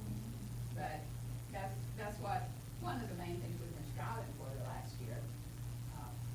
We increased our membership because when I came on, what, a year and a half ago now? We didn't have any money, and they were gonna close it down because they didn't have any money. And I agreed to come on and She I came on worked for really free. hard with, Jackie helped me last year, just unbelievable, and just, people worked really hard last year to build it up, and we had, I think we had 87 members in the chamber last year. It's down a little bit this year. We had some that didn't renew their membership, but we're just trying to promote the businesses we have on social media and the internet. We have a website. I don't know if anybody ever goes to look at it. Maddie, and it lists everything about Mangum, the courthouse and the city offices. It has all the information there if you want to go look for it. So we're just trying to promote the city and get something happening, action. I think our hometown Christmas has been phenomenal the last couple of years. And we try different things. Some of them work pretty good, and some of them don't. We just keep trying, so. And I will say something of what you said, Jackie, about, do we look at it as this or as an investment? And I think that everyone who does go in and use that building, even though we're not paying monetarily rent and utilities and things like that, we are doing many things that are bringing money to the city. For sure. So, I mean, you may not see it in the form of a check, but you're bringing people here and having things that are bringing in sales tax and different things, so. I think it's just, you gotta look at it in every way, not just that. Absolutely. I definitely see it as an investment. I think the question is where do we land as far as what's fair for both sides?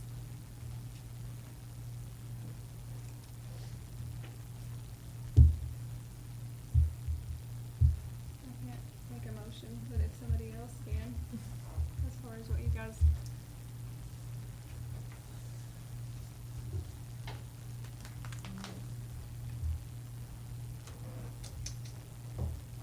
Dismissed? I do want to say one thing Jake mentioned, what we're doing right now, we mail letters out to all the merchants, and we did have a little bit of revenue built up. It wasn't a ton. But just said, hey, bring us an idea of something you want to do with your business. A storefront, have we gotten a response yet? Which is, I feel, you give stuff away and you can't even give people stuff. I've heard one actually approach me. So, just trying to, I don't even, we don't, if it's a coat of paint, we're willing to buy you some paint, fill out the application, just trying to do stuff. We're trying to do better. I'm just telling you, we're trying to do better. You know, Well, I think we definitely need a chamber. Oh, I don't think anybody's in doubt that we don't need one. And we put a lot of time and money in the building over there. If they move, who is gonna put it up for sale? Who's gonna rent it? Are you gonna do it the roof, stays empty? Maybe we can work out something with the utilities and insurance. I don't know how. Well, you guys are willing to pay essentially $1,500, sorry, 18. $150 a month, right? $1,800 a year. yeah. And so, Well, we're 12, and yeah, so it's $1,800, so whatever. And I mean, it won't be in a month. We're gonna pay that. I mean, they'll write you a check for 600, and we'll, you know, however we transfer ours for 1,200. Say on July, I guess that's when The new fiscal year yeah, starts in July. And I wish we could do more, believe me, I do. I wish we had out, you know. Well, I think that's yeah. what people are not understanding. Yeah. The city's not out to get anybody. We're No, not at all. working with everybody. Like I said, it is ultimately, it's a business. Y'all's is a business as well, it's That's just a exactly right. nonprofit. I think know is why exactly the the seat you're hardest sitting thing- in. Well, what about, okay, because, I mean, let's be honest, that revenue is not gonna do anything for us monthly, really, $150. So what if we come up with a way to utilize that $1,800 a year, and if they're gonna pay the 6 and the 12, and come up with a project, whether it's like I don't know, you know, Altus put the big metal signs out there that say Altus. I'm not saying that, obviously, $1,800 is not gonna cover that. But something, a staple every year, or even just this year, where the public can see it, and it's the chamber and the city working together and having something, putting that $1,800 into something people can physically see. Sold. So it's going back to the Yeah. community, nobody specifically, but it's That- resignation, or gives, I mean, then everybody can see it and they'll know. That's one thing that I mean, and we're willing, that's the thing, I guess it's kind of been on my heart a little bit. Everything that we're giving to you guys, and you deserve it. I don't want you to say you don't. That's something that we can't do. So if we could work with you guys to designate something that, hey, this is what we're gonna target and this is what we're gonna do, absolutely. That's what we want anyway. Whether it's a placard of some sort, whether it's something like that, you know, just to, I don't know. Put something back into it. So, I don't have a vote, but I'm for it. Well, before you take action, I'm gonna say I'm probably the main reason why this is even being discussed, because it's been something that I've been Well, it is a bringing law. We do have to have- for a yes. long time. There's 2 constitutional provisions in the state constitution. It's Article 10, Section 14 and 17. And I'm gonna tell you I'm gonna read this directly. Okay, these 2 provisions prohibit gifts or donations of public funds directly by the payment of money, providing free rent, utilities, or other services, or indirectly by lending public equipment or public employees when the primary benefit goes to a private corporation, association, or individual. That includes donations to charities, civic or youth groups, senior citizen centers, or programs, Chamber of Commerce, Little League Baseball, or other youth sports organizations, or any other private organization, whether profit or nonprofit. So that's what the state constitution says. So by law, we have to charge something. You have to come up with some sort of contractual arrangement. So this, well, that's where we're at. That's when we're having a discussion, because there has to be some sort of contractual arrangement made, and we don't have any contract or anything like that in place. And we do it yearly, right? It's just like our others, we review them yearly. I mean, for example, when the mill site was here, they paid full price in utilities, and then we paid them $700 a month to run the mill site on behalf of the city. what's number 2? What do you mean with number 2? Oh, I thought you said there's 2. I'm sorry. He read them together. Oh, okay, I'm sorry. Provisions together. I was He just writing didn't it down. pause. Pause, 2. Yeah, and I understand that. I mean, So that's, like, when we had the mill site down there, you know, that's what we did with them, is they paid full price utilities, and the city paid them $700 a month to help run a mill site. So basically, they just So, yeah, gave the it money ended back, up ultimately working it that way. washed. Yes. Okay, So there just has to be some sort of contractual arrangement being made. so if we write in the contract that they're going to give the city $1,800 a month to come up with a mural. Or something. A year, whatever. There just has, yes, there has to be. Okay, it just has there to be some sort of a stipulation. contractual arrangement made, and there's never been a contractual arrangement made. It's just been a, Right. and that's all I'm trying, we gotta come into compliance. Okay.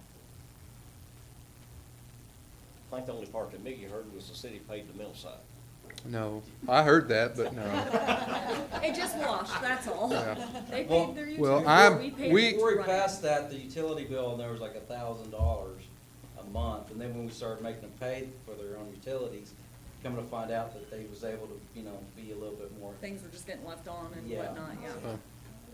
And so We- it ended up being a wash, but so that's the thing, there has to be some sort of contract between the two entities in which they're providing a public purpose, and it's in right, and it's and it's complies with. To me, the $1 a year contract would be the way to go, and then us agree for a community $1,800 project. That way, I mean, if we pay you $1,800, the city's gonna have to funnel that money back to the project, and that probably creates more trouble than you guys wanna deal with. Yeah. We would rather handle that, hey, this is what we're willing to do. I'm sure the alumni would still stay on board for that. But that's a win-win for both, because that's what we want, is to put it back in. I'm not a contract writer on stuff like that, but There just has to be consideration, accountability, and a true business arrangement is the three requirements.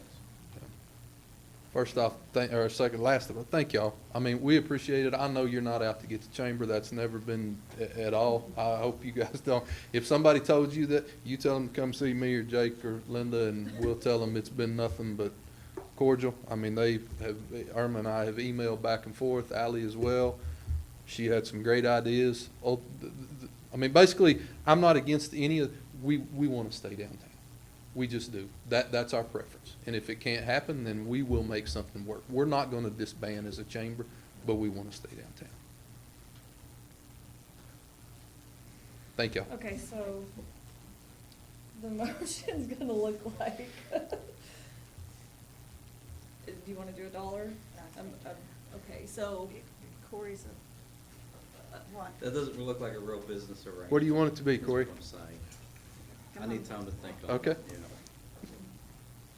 Okay, so we'll just, do we need to table this, or do we need to just make a motion to move forward until Yeah. you get the contract, and then we can agree on terms?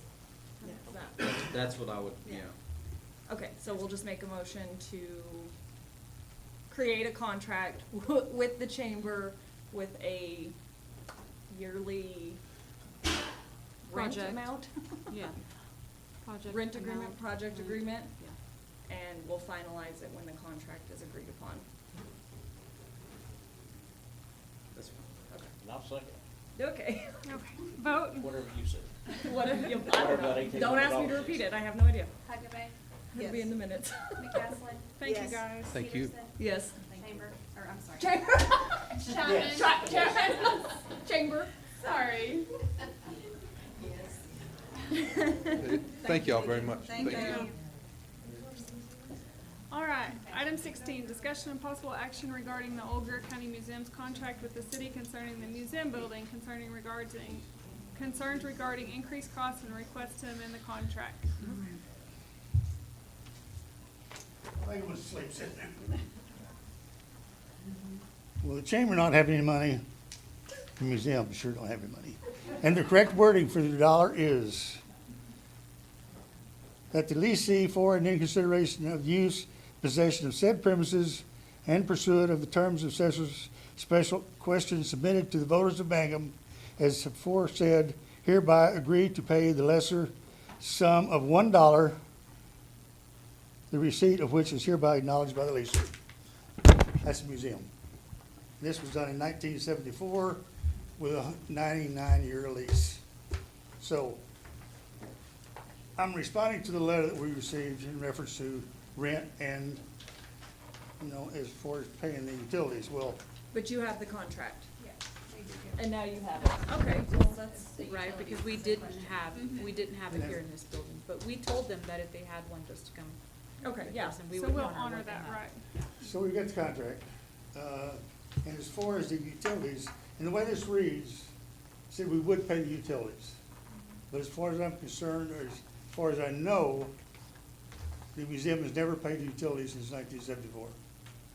And this has come up a time again before, and I don't think there's anything on record, but hearsay, it's come about paying utilities. Well, the museum just don't have any money. I mean, we have no income, hardly any. I'll give you an example. Our income, we got membership dues, and what we get is just donations. You know, we have some people around coming in, just send us $1,000, $1,200. Not very often. Not very often. But that's where our money comes from. And grants. If we start a project, if we get a project that we want to do, we go out and solicit the money before we ever start. We've never asked the city for any money to do anything inside the museum that I'm aware of. The only thing that I know of, and I've been to the museum for 7, 8 years now, is we asked Butch at one time to help move some air conditioning units on the ceiling, on the roof. Other than that, we've had no dealings with the city. We've handled it all. We've done everything that needed to be done with money we brought in from other locations. But as far as our income, January, our membership dues, we took it $240. February, none. March, $105. April, $100. That's where the money comes from. And if we're gonna do something, we're trying to build a ramp for the handicap. We're trying to get a grant to do that. And any major projects, we have to go out and beg, borrow, steal to get it, to do it. We got the money in hand before we ever start. So we just. And y'all do all the upkeep on the building, correct? We do all the upkeep on the inside of the building, yes. We've done, And the outside, we do all on the outside. yeah, we've gotten grants approved to, some of the things you see posted, I think on Facebook, film projects where, Stephen Dock will put your family members on there, that's through grants that they do, they spend length hours to get those old films to bring them back to life. There's an elevator in there that we've had redone that was through grants to get it going. Everything we get through there is either grants through like the state of Oklahoma, like through their museum association and stuff that we have to apply for and show that we can participate and do. Or we sometimes may have a donor that just comes to us and says, hey, I wanna pay for that to be done. And we'll get that. We've done that quite a bit. We've done that, so. I'll put your name on the wall if you give me $12,000. We've done that. Yeah. But we'll do anything to get money. But I think we've done a good job with the museum, and we're pretty tight with the money, and we know we don't have much to work with. And Stephen has done a wonderful job for the museum. He is well recognized in the state of Oklahoma in the museum side of the business. And he's been asked to go speak at different places. And I think for a small museum, we've got one of the nicest ones in the state. And we sure like to keep it that way. We get And no if you haven't money. visited, go visit it. We got a can by the door, so stop by and put a dollar in. You got a donation bin out there? We do have a donation bureau. Yeah. There you go. Okay, so this one really needs no action if everything's already in place? Or, Lori? It's the utilities, I think, is that. Do we have any record of utilities ever being paid by them? Not that we've seen lately, no. Not since you've been in here. Well, like I said, we didn't even have a contract. Right, that's the what, last year's contract. Right. So anyway, stop by, check out the museum, a lot of nice new stuff in there. Some of you never been in there, right? Everybody been to the museum? Yep. You know what? Very nice. Anyway, thanks guys, appreciate it. Thank you. Just gonna leave it like this. They have a 99-year contract. So Yeah, we don't touch it. they're asking for utilities, cause on their contract, Yeah, that's what we've gotta decide. But Same thing with the chamber, what I suggest we do is we just come up with kind of guidelines. amend the contract, yeah. Okay. And I would like to review I haven't seen the lease, Well, yeah. so I'd like to review that as well. Nobody has, none of us have. So, okay, review it and we'll make a motion that once we can agree on contracts, we'll move Thank you very forward. much. Thank you. And Stephen, thank you for all you do for the museum and the city of Mangum. You promote us well. Okay, so do we need a motion or anything, or just continue on? I think you make the same motion as you did for the chamber. Yeah, make a motion to, Second? yeah, somebody, second, I already said it was. Yeah, I heard you. Second? Somebody, Vote. anybody? I didn't know if you're still talking. Huckabee, Yes. McCaslin, Judith? What? Yes. Peterson. Yes. Chapman. Yes. All right, item 17, discussion and possible action regarding the schedule of fees associated with the equipment, demolition, and abatement of accrued and charged as a result of code enforcement efforts. So that fee schedule was attached. Yes. Do you have anything to say about it, Steve? Pretty straightforward. Way too cheap right now, so. Oh, I was looking for Steve, I was like, where's Yeah. Steve? And good job on the cleaning up. You can definitely see progress around town. I love all the signs, makes me very happy. Me too, me too. First one I saw scared me, I hadn't saw one so long. All the signs in front of people's properties that need to be cleaned up. Yeah, there's a lot of them. He's been working his tail off. So can we get a motion to approve? I'll make a item motion to 17? approve. Second, Second. vote. Huckabee, Yes. McCaslin. Yes. Peterson. Yes. Chapman. Yes. Item 18, discussion and possible action authorizing the city of Mangum to use ARPA funds to purchase a sewer camera at a cost of $15,789.38. 50% of the cost will be reimbursed from OMAG sanitary sewer equipment grant. Didn't we already approve this? We've already done this once. The sewer No. cameras? Not while I've been on, that I know of. No, this was when Mark and I were. Yeah, I was gonna say, we talked about it in the budget meeting.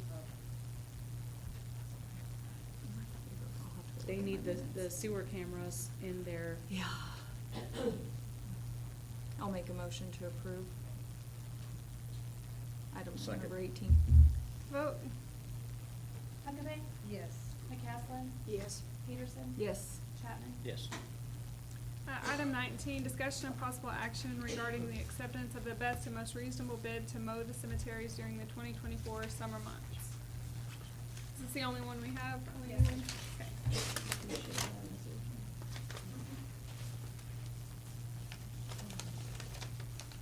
This one is a bid from Carlos Quiros for $1,800. This is to mow, weedy, and pick up trash for the Roselawn Cemetery. Mows will be 2 to 3 times a month as needed. Deck on mower is 54 inches, but I have checked it and it will work, no problems. Team would be 2 to 3 men depending on the need.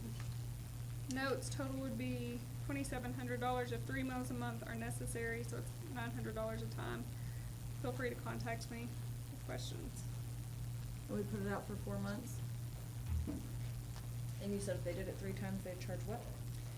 It's $900 a time, 2 times is $1,800 or $2,700 for 3. They would mow as necessary. So for 4 months, it's $10,800. Our last bid was 40 grand. Like for one cemetery too, and it's. Oh, yeah, I that think is that's just for one cemetery. it's one cemetery, Stephen, right? They're requesting just. Just Rose, right? Rose Lawn? Yes. Riverside is what I thought they were trying to do.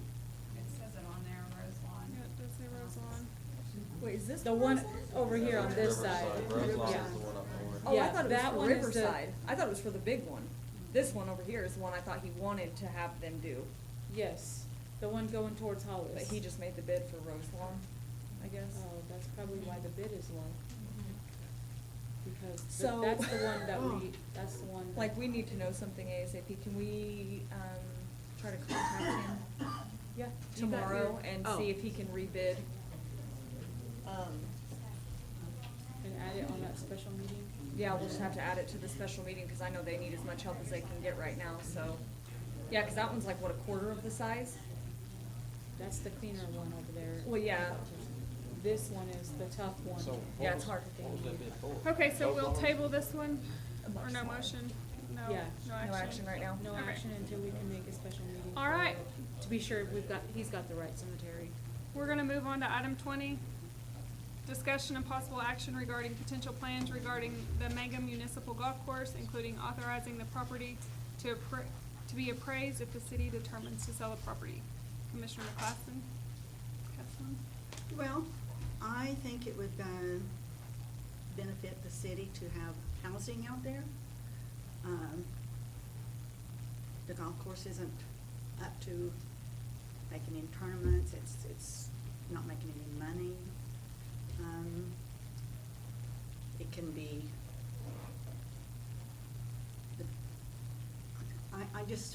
it's just a seed for thought for some housing. We need it so bad. Have it annexed into the city.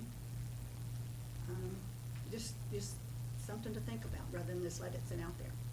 What's it doing? Pipes need to be fixed, there's water leaks, and clubhouse is just sitting there, and what else are we gonna do with it? So do you mean to have it like made into a neighborhood where the city sells off? Yeah, yes. And have a contractor come in and like a 1,200, 1,500 square foot house. It's, not the whole thing, just have a contractor come in and build just a few houses, landscape it, have a contractor come in. Just, what else are we gonna do with it? I actually have had a lot of phone calls about selling it. I have had a lot of people ask as well. And I did speak with Mr. Kendall, and I said we have not used the golf course in, what, are we going 3 years? 3 years now, I believe. Well, the city turned it over, I thought it's been Oh, almost because 4 years, we but to the school took it so over. longer than that.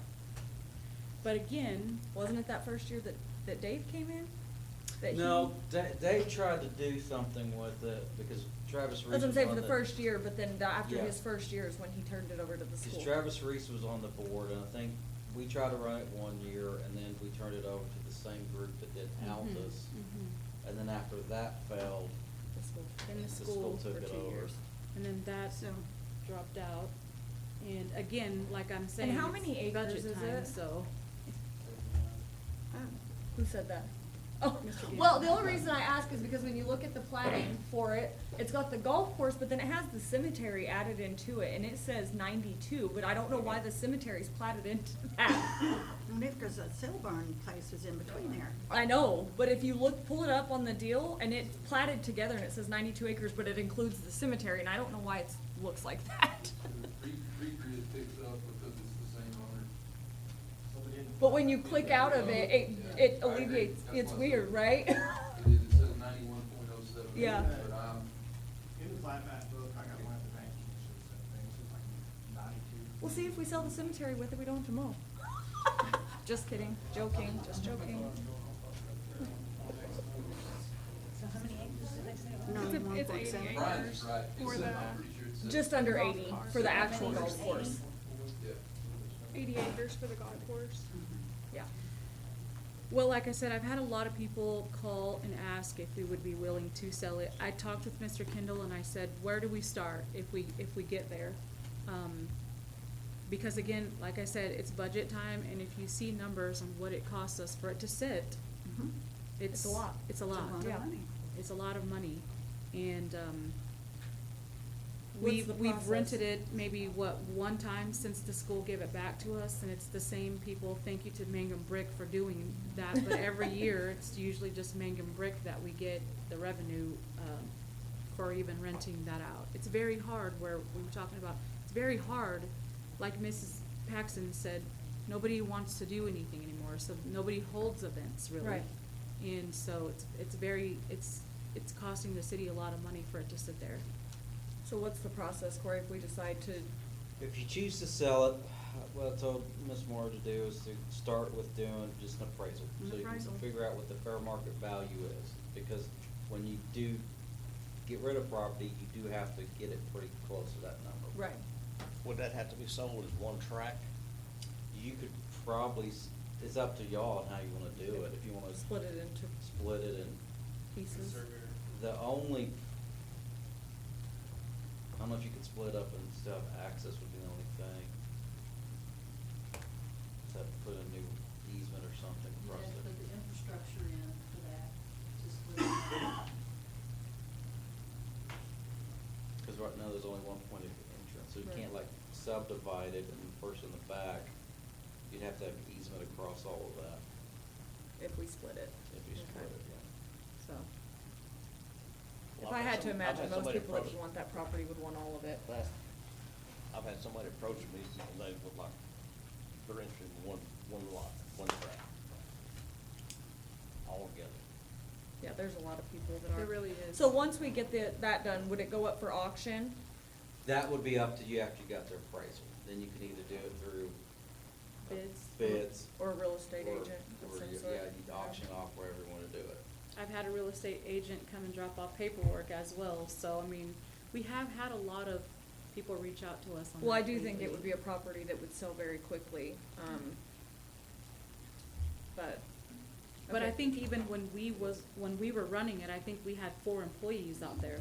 So that would be us having to get another 4 employees to just maintain it, because we weren't doing anything out there, really. How long would it take to get it back up to a golf course? There's been so many resources spent on that they've hired a private company and spent tens of thousands of dollars to do it, the same one that did the Altus golf course. I know the school's invested money in it, and since I've been here, 7 years has gone by since I've been here, and that has never been a functional golf Yeah. course. Well, and the guy that I talked to that's been in this for years, he said golf courses don't make money. They break even if you're lucky, but they're really just there for the community is what the purpose of having them is. They're not. I suppose they used to have tournaments out there. Well, It was they years did, years and I ago. mean, it was some revenue, but it still wasn't enough to, where it shows Exactly. revenue is the Exactly. problem. They're still only breaking even and paying the bills on it, so. Exactly. I And think then it then the greens got killed and then never could get the greens back. back, yeah. Cause that's right in the middle of, yeah. I think So it would can be a I- great answer to a lot of the funding that the different departments are needing Absolutely. and wanting to improve. So that's the not in city. city limits, though? I think It'd it's have to be annexed in. technically city It's weird. owned. I was gonna Yeah. say it's city owned, so it reads weird. I do know Yeah. that, cause I looked. Okay, so can I make a motion that we allow our city manager to get in contact with somebody I know budget's coming after budget, to contact somebody to do an appraisal on that, and then we can go from there. Second, Second. vote. Huckabee. Yes. McCaslin. McCaslin. Yes. Peterson. Yes. Chapman. Yes. Item 21, discussion and possible action regarding approving the estimate from Roscoe Concrete and Construction in the amount of $8,800 to repair the balcony located at the Margaret Carter Library. Funds will be spent out of the remaining library budget, and any overages will be paid from the Friends of the Library. Do you want to say anything regarding the balcony? Just that, we estimate that we currently have $8,115, currently sitting in the library's budget. And the Friends of the Library have offered to make up any difference, that our budget doesn't cover. Awesome. Good. And you don't foresee any expenses coming Um, up big that would cause an issue? We have our state aid fund, that we can use to, cover any additional expenses in the meantime. Okay. I'll make a motion to approve the construction for the library. Second, I'll second. vote. Huckabee. Yes. McCaslin. Yes. Peterson. Yes. Chapman. Yes. Item 22, discussion and possible action to amend the FY 2023-2024 and accepting the OMAG check claim in the amount of $14,219 and a deposit into the General Government Capital Improvement Special Revenue Fund for Police Department. Okay, so we had some hail damage on one of our vehicles and we had to do an insurance claim. I do wanna make a correction, the General Government Capital Improvement Special Revenue Fund, we have that, except for it's not just the police department. But we want to have it in our minutes that this 14,219 is to go to the police department from that fund. I talked with the chief and he was going to get us some quotes in trying to repair it for less than that, and then they later with the rest they'll bring it up to the board and see what they want to do with the rest. But I just want to make it known and clear and on our minutes that that 14,000 does belong to the police department in this fund. So Corey, when I make a motion, can I make the motion that is that fine, since it's not exactly laid out like that? Yep. Okay.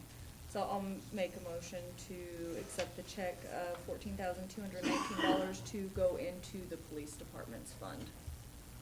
Second, I'll second. vote. Huckabee. Yes. McCaslin. Yes. Peterson. Yes. Chapman. Yes. Item 23, discussion and possible action to submit a letter of interest to the Oklahoma Department of Aerospace and Aeronautics to request the rehab of the runway pavement at the Scottsfield Airport to be considered in the airport construction program for state FY 2027. Well, That's that old, that's all. That's old. I was like, we're. Am I on the wrong? Yes, Okay. you scrolled too far, I think. Am I? We just went to the last item. Okay. I'm adjourned. On the email. Oh, yeah, you're on. Yeah, I'm on the email, so it's probably, fixed to Yeah. okay. We're fixed to adjourn. Yeah. Well, First meeting. wait, any new business? Yes, there is. Yes, there is. We I did have many more things. No. No. Please. Hold on, let her finish her new business. We did have, our bids for the lagoon. Wait a the minute, wastewater- did we pass staff and board remarks? That's where we're at right now. Oh, Oh. wait, yeah, I guess you're right. Staff and board remarks first. There you go. Yeah. Well, I do wanna make a, I've messed this all up. again, I just wanna let, Shelley Mullins is our accounts payable, and, her father passed away yesterday, Jackie Jenkins. I know she's watching, so hello, Shelley, and we're thinking about you, and, please, everybody, think about her and her time Absolutely. of her dad passing. Okay. I guess this would be actually staff and board remarks. And her dogs. Oh, go ahead. Okay. Chief will kill me if I don't take care of the business he has to take care of. We don't have for a funeral. Thank you. But, we had a busy month this past month, it's higher activity than usual simply because Mangum we had a rattlesnake derby. We fielded 482 calls for service with 18 reports out. That's actually fairly low. We had a very good turnout with law enforcement. It was a great team effort. Sheriff's Department helped us out. OHP came out and helped us out. Granite came down and helped us out. I mean, we had other departments. I think we had one from Roger Mills that was off duty that came offered to be an extra set of eyes. We had an amazing outreach of the surrounding community and all law enforcement to really make sure we didn't have any major issues. We had one little kid stuff, but kids are kids, and it was handled accordingly and quickly. After that, we had, out of those 18 reports, we had stalkings, vandalisms, the assault and batteries, an accident. Because the derby's gonna have an accident, at least every year from what I understand, based off the history I've put down. And I filled a bunch of those other things. We do have a new officer that's in training right now. Officer Sartain, he's actually gonna come up for a second, kind of introduce himself. Do you have any questions for me before that? Thank you guys for all you do. Good evening. Good evening. My name is James Sartain. I'm a 20-year military veteran, and I am now a aspiring police officer. Do you have any questions? Welcome, Not we're glad yet. you're here. Thank y'all for your time. Any more staff or board remarks? Any new business? We had on Monday, bids for, I believe you guys all have paperwork, from Myers Engineering. We had 2 bids for the wastewater treatment. The bids came in higher than what we were allotted. So currently, it's not on the agenda right now just because, after speaking with Clyde, with Myers, with Swoda, he was stating that it was up to you guys whether you guys wanted to, approve this letter. He's got a letter that's, for Jackie to sign in reference to asking the Commerce for more funds in order to be able to, agree to one of these contractors. Like I said, both of their bid prices were over the amount that we were approved for. So you have a copy of Jam Construction and Weeks. And this is the lagoon project that we've been working and paying. If we don't get approved, then it's the cost of the city. And what's the difference? $109,000. Is this because it's taken so long? Because I don't know who originally came in here and even started working with that, but. I thought Bill Myers took the lead on that. He Got did, all the 'cause- permitting, and we signed a contract. And if we signed a contract under the Public Competitive Bid Act, they're not allowed to go up on our contract more than a certain percentage point. That's kind of what I mean, we did I sign a think it's contract, we had him on a 10%. phone call in here. You can't go plus or minus 10%. So if we're going up higher than that, then I think there's more questions that we need to ask before we just Sign stuff. say, yeah, no problem, you agree to do it for X, but we'll definitely give you Y instead. Yes, because they wanted us to sign quick, and I said no. I suggest our attorney calls them and lets them know that before we go further with anything. Yeah, cause at 10%, it should be about 32,400 roughly, if they were able to go up, that would be the difference, based off their Because they were totals. talking about $400,000 more. 400,000 more? It's a bunch. Yes, it was a bunch. And I called Mr. Kendall right away and let him know that came up, but it was like 400,000, and then the next time. I'm losing faith in old Myers Engineering. That's what they said. Okay. All right, so no action or anything. Mr. Kendall's gonna call and check into that. Okay, so now we need a motion to adjourn. I'll make a motion to adjourn. I'll second. Huckabee, Yes. McCaslin, Yes? Peterson, Yes. Chapman. Yes. All right, adjourned. Moving on to the MUA. Can we call the meeting to order with a roll call, please? Huckabee, Here. McCaslin, Here? Manasco, Yes, here. Peterson, Here. Chapman. Here. All right, the consent agenda. Well, bye. Thank y'all. Bye. Motion to approve the consent Oh, agenda. I'll make a motion, sorry. Second. Second. Vote. Huckabee, Yes. McCaslin, Yes. Manasco, Yes. Peterson, Yes. Chapman. Yes. All right, any remarks or inquiries by the audience not pertaining to any item on the agenda? Okay, moving on to item 6, discussion on possible action to approve the joint resolution 2024-050701 allocating the approved funds adopted in FY 2023-24 for transfers in the amount totaling $1,193,400 in the general fund, specifically transferring $220 to the MUA. Where are you at? You're in the wrong. Am I in the? Yeah. Is this a I'm not different? finding You're in the totally wrong deal. This one says I the was like- MUA packet again on the email. The emails though have all the minutes, so she had it This? pulled up on just your desktop. Yeah, I don't know about that. I was like, where? Well, this is from the email. Okay, here, just. Let me see this one. Is this? How do you find it? I don't know how to use Here, this. just use this. Okay, there we Just- go. This is where you're at. I don't need to see it. I've read it. Okay, wait, record of minutes, where are you at? Up top, city commission meeting, we're on the MUA, right? What? There you go.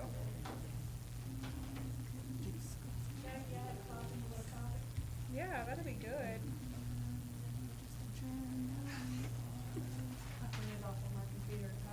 Thank you, very much, I'll do this. Okay.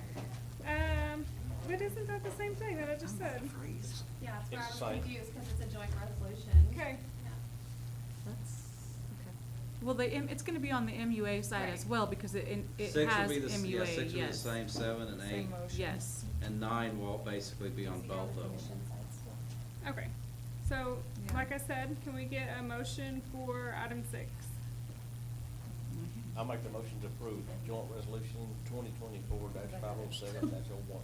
Second, Second. vote, Huckabee, Yes. McCaslin, Yes. Manasco, yes. Peterson. Yes. Chapman. Yes. Discussion and possible action regarding the renewal of the AirMed Care membership agreement that provides AirMed coverage to all city employees for the next fiscal year. The rate will increase from 65 to 75. The total cost will be approximately $3,075 for the fiscal year. I'll make a motion to approve. Second, Second. vote, Huckabee, Yes. McCaslin. Yes. Manasco, yes. Peterson. Yes. Chapman. Yes. Item 8, discussion and possible action regarding the approval and the Dobson Fiber Pole Agreement. The agreement will allow Dobson Fiber to utilize the city's utility poles for implementation of Dobson's infrastructure. I'll make a motion to approve the Dobson fiber pole agreement. Second, Second. vote, Huckabee, Yes. McCaslin. Yes. Manasco, yes. Peterson. Yes. Chapman. Yes.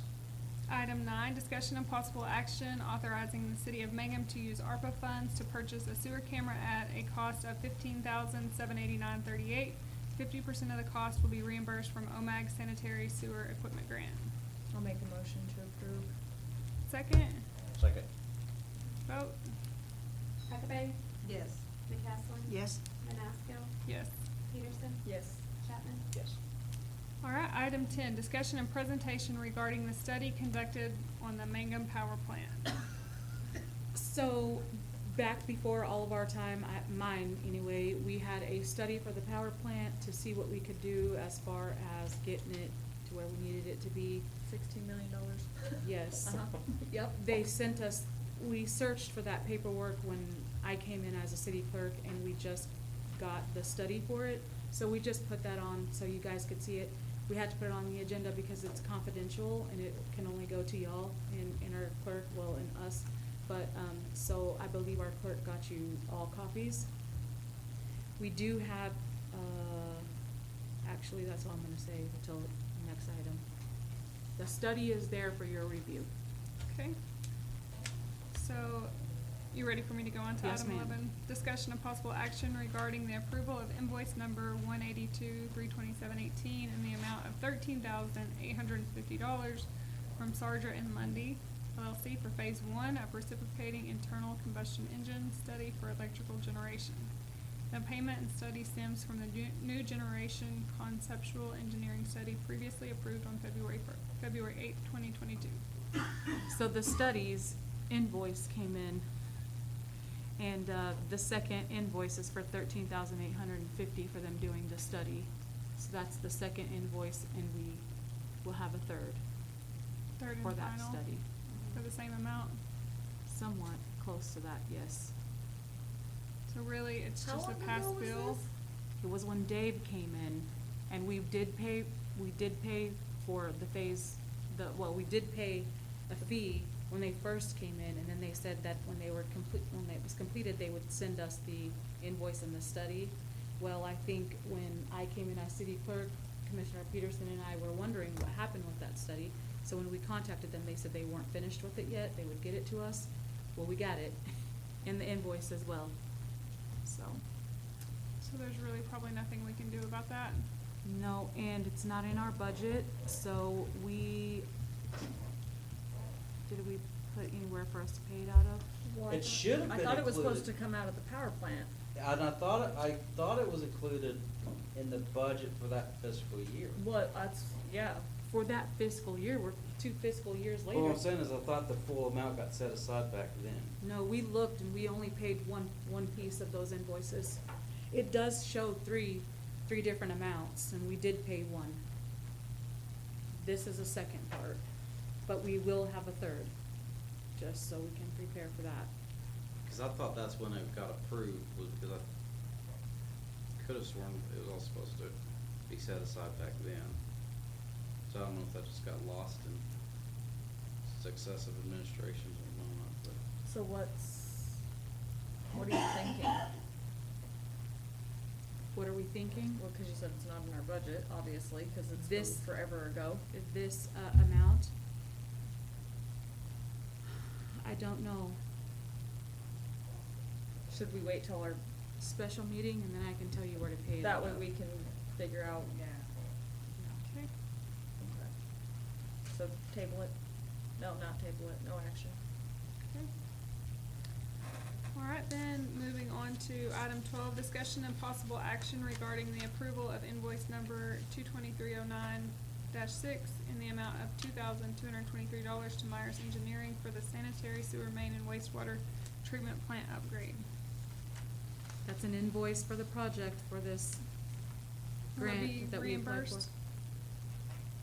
Actually, that's my accounts payable question, and she is mourning right now, so usually she has that information for us, but I'm probably positive we will get reimbursed for it, so.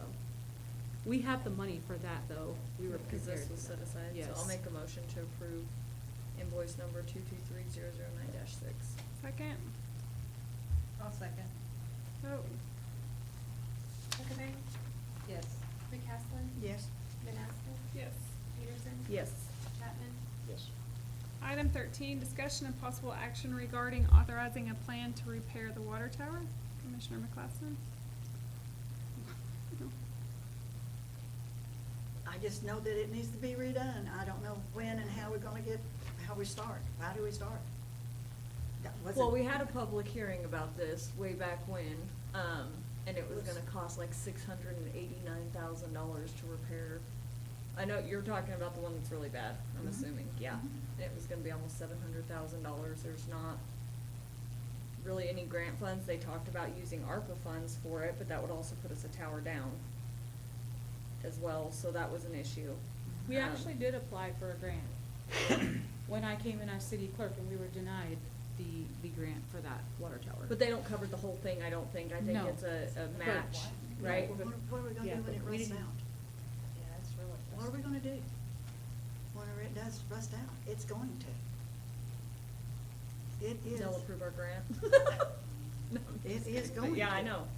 But If that, I'm not that mistaken, was. you have to have an internal and external inspection done Yeah, you every so do. many years.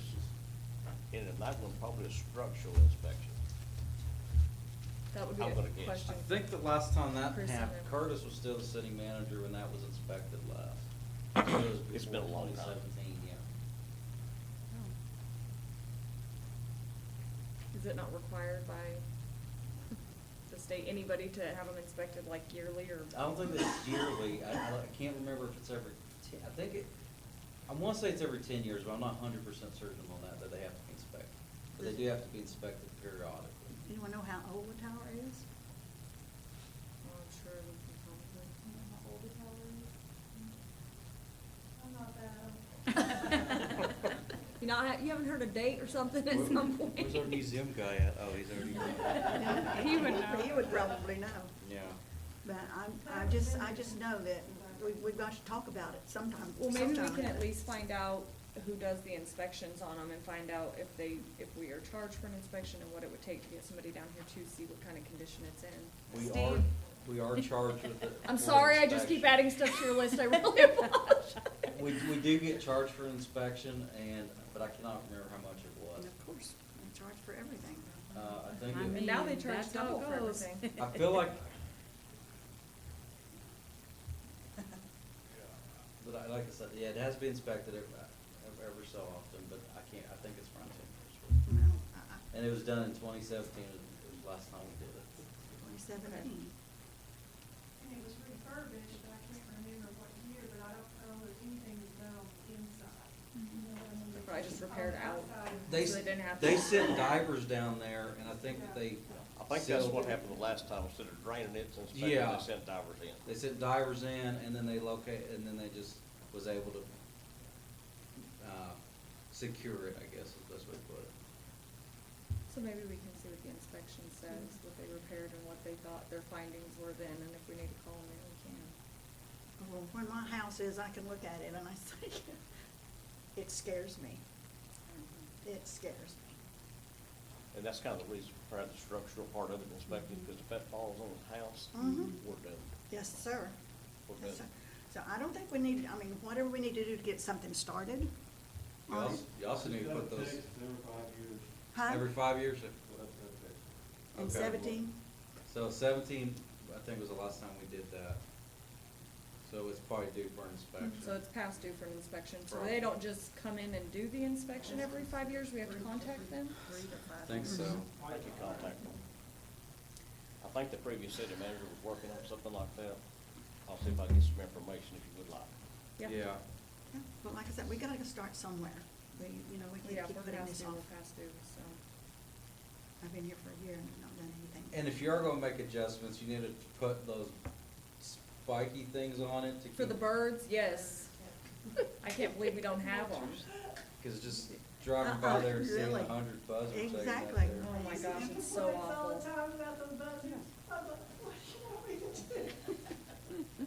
Alright, so we'll have to see, let him get his info. He's gonna get Yeah. that information. So just Okay. no action. Okay, Okay. good with Thank that. you. Item 14, discussion and possible action to purchase 50 tons of asphalt in the amount of $5,062.50 for the streets department to be paid out of the MUA Capital Improvement Fund materials and supplies. Well, I'm allowed to purchase up to $5,000, but we were $62 over. And, And we again, need it. Steve Kyle's actually getting things done, and I can't compliment him enough. I tell him every single day, I'm super proud of what he's doing, and, Sure. so this is just so we can get some asphalt. We went a little bit over. They do have that money if we do that transfer out of that MUA Capital Improvement Fund to put in the materials and supplies and purchase his asphalt. I'll So make he a- can start repairing some of our streets. Yes. I'll make a motion to Oh, wait, approve. he rose. Oh, you Raised rose his him. I hand. just wanna make it clear, that's for 25 tons, 50,000 pounds, not 50 tons. Okay, Oh, that's the one he was talking about. Okay, I'll make a motion to approve. Second. vote, Huckabee, Yes. McCaslin, Yes. Manasco, yes. Peterson, Yes. Chapman. Yes. Alright, item 15, discussion and possible action to approve the purchase of a new excavator for all MUA department use, but more so for the use in code enforcement department, and to approve the cost of no more than $220,000 to be paid out of the MUA Capital Improvement Fund. I'm Okay, assuming so- that's a track hoe? It's a track hoe. Okay. Yeah, so we had that $230,000 that was for the dispatch in that $1 million We're not having a transfer. yeah. So, since we combined dispatch with the police department in this last budget, that $230,000 wasn't allocated anywhere. So I'm requesting in the last one to allocate that $220,000 to be sent over to that MUA Capital Improvement Fund, so we could buy a track hoe to knock down the, Houses the and stuff houses for in code code 100 enforcement. plus houses. What, Yes. have you found one for that price, Steve? 243,000 exactly, like I did. And that's a new one? Right. A brand new one, okay. Is it possible to get used? Is Is it possible to get used? It's possible to get used, but you just don't know what you get. Mm-mm. Got more into this new one. No, This we'll even approve includes used a, one. extended warranty. When he got a used bid, for like $140-something thousand that we kinda talked about during budget, and it wasn't even big enough to do the jobs we needed, and that was used, so I mean, it's still $90,000 more for a brand new one, but to make sure it's adequate in size too. Well, that would And- be, and if we got maintenance that, and if we got the warranties. track hoe, that would be saving hiring someone So to we come and figured do up if the, we were to tear down 2 houses a month roughly, we're looking at $120,000 a year that we would pay somebody just for the tear downs. That's not the cleanups, that's not anything, so that's just hiring them to tear it down. And I think those were old prices probably too, Steve. I'm sure they've gone up, cause that was roughly $5,000 per house. So it would pay for itself in less than 2 years if our guys could do our tear downs ourselves and we're not hiring out. and in reality, we're not doing anything with the previous budget at all. We're just reallocating it from the dispatch to. Yeah, we already had the funds MUA. for this, yeah. Yes, we already had the funds for this. I'll make a How, motion. how are we gonna move it? That's what I was telling them, hey, what about a roll-off truck, you can get all that out of there. Well, now we're jumping the gun to my new budget, so. Okay. So I Pause. have something to think about. Yeah, pause. Yes, we've got some stuff in the works for that too, hopefully. But, I mean, if we're gonna buy it and we don't have anything to move it yet, This We- particular excavator has rubber tracks, which will help, we can take it up and down the streets if you're careful, can't turn on the street. If y'all remember the old track loader had the metal? Right. I would drive it through town, might scratch it, but didn't tear it up, if you're careful with it. And he's gonna be our lovely Ideal that you operator. can, Yes, but we do he's have the to only do one it, who but can. that track loader probably takes 6 months. I mean, I'm exaggerating, but I there's don't several know. homes in certain neighborhoods that could be done. Oh. I still think it's a great idea. I make a motion to for sure, approve it's a great the idea. transfer of funds. And we had already allocated for $85,000 for something else similar, didn't we, that we ended up changing? Everything to me is a track hoe, but yes, it's like that. Okay. Yes. Uh-huh, a piece of equipment, yep. Second. Vote, Huckabee, Yes. McCaslin, Yes. Vanasco. yes. Peterson. Yes. Chapman. Yes. All right, staff and board remarks. Any new business? I just wanna thank our guys, actually, I do wanna say that, because I have watched these guys work the last couple of weeks, in front of my house, the big lovely water break, that's where I live, and those guys work like dogs to make sure everybody got their water on, and so the derby could go on without a hitch, and he's been working his butt off, and, I mean, all of our guys, they've been out there, they're doing a heck of a job, and I just think people should know that, if you see them, tell them thank you, cause as much as everybody thinks that the city is bad, they're not. Our guys work very hard, our employees work hard, our manager works hard, and we really are going in the right direction. There's a lot of Yes. new improvements, there's a lot of things coming, and so I just wanna say thank you. That has a big thank you to you as well, creating a new environment, but, also thank you to our employees, cause you guys do work very Yes, hard, and we absolutely. appreciate it. No, I was wondering, okay, when the break last week, and a lot of people didn't see that, you know, and just like the electricity, you know. Right. You know, back in the day, they used to come on the TV, there's not any kind of text messaging system that we could get on that could send out alerts. So we tried That, an app I was gonna deal, say, I think we which did that was a mess, and it also just takes the manpower to operate it, to send out to everybody. Most people have social media, I would say most people see it, what they do with the information they gain is also up to them, but, I just had some older people approach me that don't do social media and. yeah, we and I actually, understand that. when I first got on, we approved to have an app created, if I'm not mistaken, for about $5,000, and it was a complete flop, it was just, yeah, so. Yeah, well, I mean, yeah, the talks happened, but it was just the manpower to run it and everything else just wasn't. Right, because I bother the clerk and the mayor right now just to post something on Facebook. I also don't do social media, so that's a good idea though, because. It really I just is. remember when they come on, then that's when we had cable one Channel and they'd 2. come on, and Channel 2 and give the Local song beat and broadcast. say, you know. We have no water. Well, We you have know, no like I power. No, know because when school. when that happened, I tried to call everybody and I had no voice, so that Yeah. would have been great. Well, and I At did school, a know live you to can try to help text, with that, but like, as you could tell, that was this a flop number after to every time, whatever so. to sign up for automatic text. It might be a good idea, because I know, I mean, I was watering my yard when you called and asked me to post it. Had you not called and asked me specifically, I wouldn't have seen it, cause I hadn't been on my phone Right. all day. And Right. so, I think there's lots of people that don't see it, or, you know, don't have social media. I just think it's not the best way. I mean, it's the only way we have, so it is the best Yeah. way. We But sure it's not do. the best way. Oh, yeah. But nobody has. Cable. Cable. Cable. Anymore. Yeah. Yeah. Surely we can get You the could always information from that try though, the Mary Jane. I mean, we did pay for the creation of it, so we virus should be able to system. find information somewhere where we started that mess, if it's. You just Maybe- have to pay for it. Maybe we can Profitable. find something on our websites, Yeah. on our I mean, Municode, that's- Encode, There is, we used to use one, they're pretty pricey though, but like this one, we literally, it was like $5,000 that the city paid to create an app where we could send out notifications for when the water was gonna be out, when they were gonna test sirens, when they were gonna do I mean, that was kind of the whole concept of it, it just didn't go anywhere. Well, the county uses Iris. People in Nightingale can actually, Iris? send in The county, comments, That- what they call the Iris system, something here, Oh, something yeah. here, and and they'll send out alerts to all the farmers and stuff that cows are out. Is it free or are we paying for it? That's a joke. It's a joke. Chris is like, I don't wanna answer. I know we use I it at know. the court system. Because they used to page, we can still use it at the fire department, they can page us out across it at the fire department. Maybe have Joseph go through, see if he can hack into some old emails or something, see if we can find the information, because if we already paid for the app to be made, we should still have the availability, it just may be setting it up and getting it going. 'Cause you don't typically. Mr. McInerney as well and see what they use.